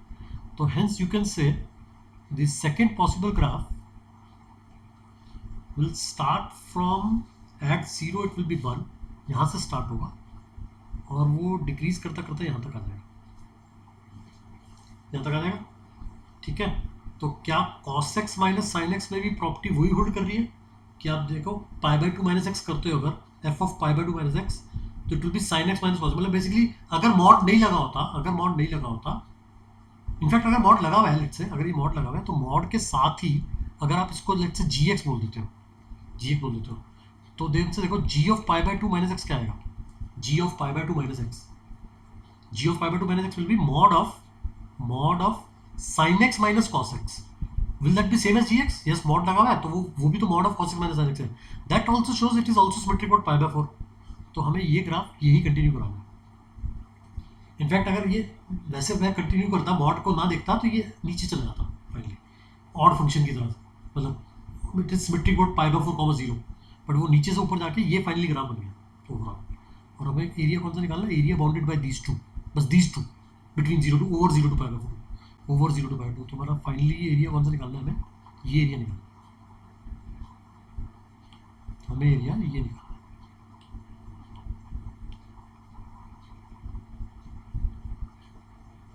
ये एरिया क्लियर। तो अगेन सिमेट्रिकली क्या मैं बोल सकता हूँ, it is simply 0 to pi by 4 में अपर माइनस लोअर करके डबल कर देते हैं हम, 0 टू पाई बाय 4 में ये एरिया निकाल के डबल कर देते हैं, it is double of integral 0 to pi by 4 upper curve क्या है आपका sin x plus cos x minus lower curve क्या है mod of cos x minus sin x, mod of cos x minus sin x। लेकिन 0 to pi by 4 में आपका cos x dominate कर रहा होगा sin x, तो cos x minus sin x positive ही होगा, तो इसलिए मॉड की रिक्वायरमेंट नहीं है, I am simply writing cos x minus sin x dx। तो it will be twice of function integrand क्या रह गया, cos x कैंसिल हो जाएगा, sin x minus plus sin x हो जाएगा, मतलब 2 sin x, तो इट विल बी 2 बार आ गया 0 to pi by 4 sin x dx, that's it. तो 4 टाइम्स sin x का इंटीग्रल कितना होता है माइनस cos x 0 से पाई बाय 4 में, तो it will be 4 times of minus 1 by √2 minus 2 minus plus 1, तो it is coming out to be 4 times of √2 minus 1 by √2, और अगर मैं √2 से रेशनलाइज कर दूँ तो √2 ऊपर आ जाएगा, 2 इंटू √2 माइनस 1, और इनमें से 2 इंटू 2 माइनस √2, मतलब अलग अलग वर्जन लिख दिए, कोई भी हो सकता है आंसर की।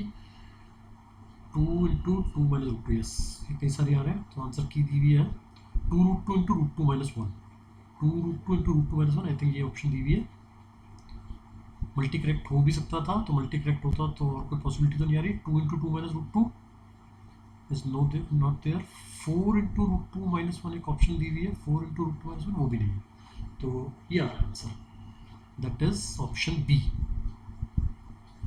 For this you have answer key is B.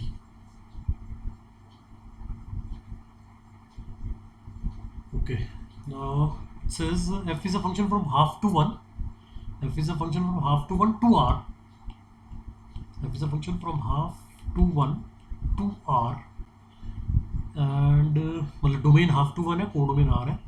It's a positive function. This set of all real number be a positive. अच्छा पॉजिटिव और बोल दिया इसने आगे, तो मतलब बेसिकली ऑल्दो एज पर डेफिनेशन उसने कोडोमेन आर दिया हुआ है, लेकिन फिर फाइनली वो कह रहा है कि पॉजिटिव है, तो मतलब जो आउटपुट आ रही है वो F x is always positive. तो इनफैक्ट इसके अलॉन्ग आप कह सकते हो कि इट इज आर नहीं है, ये आर प्लस है. पॉजिटिव रियल मतलब आउटपुट पॉजिटिव रियल आ रही है. It's a non constant function, it's a non constant function and differentiable function. Constant नहीं है, डिफरेंशिएबल फंक्शन है. कुछ इन्फॉर्मेशन है. अब एक डिफरेंशियल इन इक्वेशन टाइप दी हुई है, F dash x is less than 2f(x) and f of half is given to be equal to 1. हमें हाफ टू वन में, हमें फाइनली हाफ से वन में एफ एक्स का इंटीग्रल वो कराना है, एस्टिमेट करना है कि which of the intervals, in which of the interval this half to one f x D x lies, मतलब किस में लाई कर रहा है ऑप्शन में से. तो इस इक्वेशन से देखो, अगर एफ एक्स पॉजिटिव है, क्वेश्चन में दिया हुआ ना एफ एक्स पॉजिटिव है, तो मैं इसको एफ एक्स से डिवाइड कर देता हूँ. आप ये भी कर सकते हो कि 2f(x) को लेफ्ट में ले आओ या एफ एक्स से डिवाइड कर दो इस केस के अंदर, क्योंकि एफ एक्स पॉजिटिव है. क्योंकि क्वेश्चन में एफ एक्स पॉजिटिव है, तो you can say it is f dash x by F x is less then 2, less than 2. तो जैसे हमने सैंडविच थ्योरम में किया था कि अगर हमारे दो फंक्शन, एक लोअर फंक्शन है एक अपर फंक्शन है, तो उसका इंटीग्रल भी लोअर वाले का लोअर ही आएगा, अपर का हायर ही आएगा फाइनली. तो मैं इसको इंटीग्रेट कर देता हूँ दोनों साइड पे विद रिस्पेक्ट टू एक्स, और लेकिन हमें यहाँ पे विद इन लिमिट करना पड़ेगा. तो let me take limit from half to X, half to X, और where X is any value from half to one. ठीक है, तो ये कितना आ गया. लेफ्ट हैंड साइड का इंटीग्रल क्या हो जाएगा, एफ एक्स का डेरिवेटिव ऊपर है एफ डैश एक्स, तो you can say L N F X, और लिमिट ले लेते हैं 1/2 टू एक्स, और this is less then, and right side का इंटीग्रल आ गया आपका 2x to be valuated from 1/2 to x. तो it is ln of F X minus ln of F half is less than, it will be 2x minus 1. ऐसा ना, बिल्कुल ठीक है. एफ ऑफ हाफ कितना दिया हुआ था 1, एफ ऑफ हाफ एज पर क्वेश्चन दिया हुआ था 1, तो एफ ऑफ हाफ क्योंकि 1 है तो ये वाला पार्ट तो 0 ही हो गया. तो I get f x is less than e to the power 2x minus 1. F x is less than e to the power 2x minus 1. ठीक है, अब आ गया हमारा एफ एक्स का बाउंड, मतलब एफ एक्स का अपर बाउंड आ गया, और लोअर बाउंड एज पर क्वेश्चन में दिया है f x is a positive function, question में दे रखा है f x is more than 0 finally. ठीक है, तो अब फिर से इंटीग्रेट कर दो, मतलब एफ एक्स, अब एफ एक्स पहले हमारा एफ डैश एक्स, पहले हमारा एफ डैश एक्स सैंडविच हो गया, तो मतलब सैंडविच तो नहीं हुआ था, उसका अपर बाउंड आ गया था 2f(x), क्वेश्चन में मेंशन था फाइनली. अब मेरा एफ एक्स का बाउंड्स आ गए 0 टू e की पावर 2x मतलब. Now integrate both side again from half to one, जो क्वेश्चन में पूछा है. तो हाफ टू वन में लेफ्ट का तो इंटीग्रल 0 रहेगा, हाफ टू वन में एफ एक्स का integral is less than half to one में e की पावर 2x माइनस 1 का इंटीग्रल. तो इनफैक्ट ये तो पूछा ही है, तो अब ये निकाल लेते हैं. ये कितना आ रहा है, e की पावर 2x माइनस 1 का इंटीग्रल होगा e की power 2x minus 1/2 from half to one. देखिए कितना आता है, इट इज अपर लिमिट 1 पे कितनी आ जाएगी आपकी इसकी, e की power 2 minus 1 that is e, और लोअर लिमिट आ जाएगी हाफ डालने पे e की पावर 0 दैट इज 1/2. तो we get that integral half to 1 f x D x belongs to 0 to e minus 1/2. 0 to e minus 1/2 is your option D, 0 to e minus 1/2. इसकी एक और approach भी है कि अगर हम डिवाइड ना करते 2f(x) को लेफ्ट में लाते, तो वो हम डिफरेंशियल इक्वेशन में करेंगे, मतलब हम उसको e की पावर -2x से मल्टीप्लाई करके, that is called integrative factor, उससे प्रोसीड कर सकते थे, फिर थोड़ा सा इंक्रीजिंग डिक्रीजिंग के कॉन्सेप्ट पे जाते। लेकिन अभी जिस तरह से मैंने प्रोसीड किया, क्योंकि एफ एक्स पॉजिटिव दिया हुआ था, तो वो इजीली हमारा F dash x by F x less than 2 होने की वजह से इंटीग्रेशन होता चला गया, मतलब वी गेट दी आंसर कि मतलब integral half to 1 f x D x belongs to open interval 0 to e-1/2। तो थैंक यू, मतलब this is the end of this session as well as of this chapter. आपको I hope मतलब पूरा अच्छे से clear हो गया होगा। हमने बहुत सारे क्वेश्चंस करे, ऑलमोस्ट सारी जेई के रिसेंट एडवांस वाले क्वेश्चंस कर लिए। तो आप फिर से एक बार गो थ्रू कीजिए उनको, अगर आपको कोई क्वेश्चन बहुत कॉम्प्लिकेटेड लगा हो या समझ में ना आया। तो I hope you like the video. तो थैंक यू वेरी मच।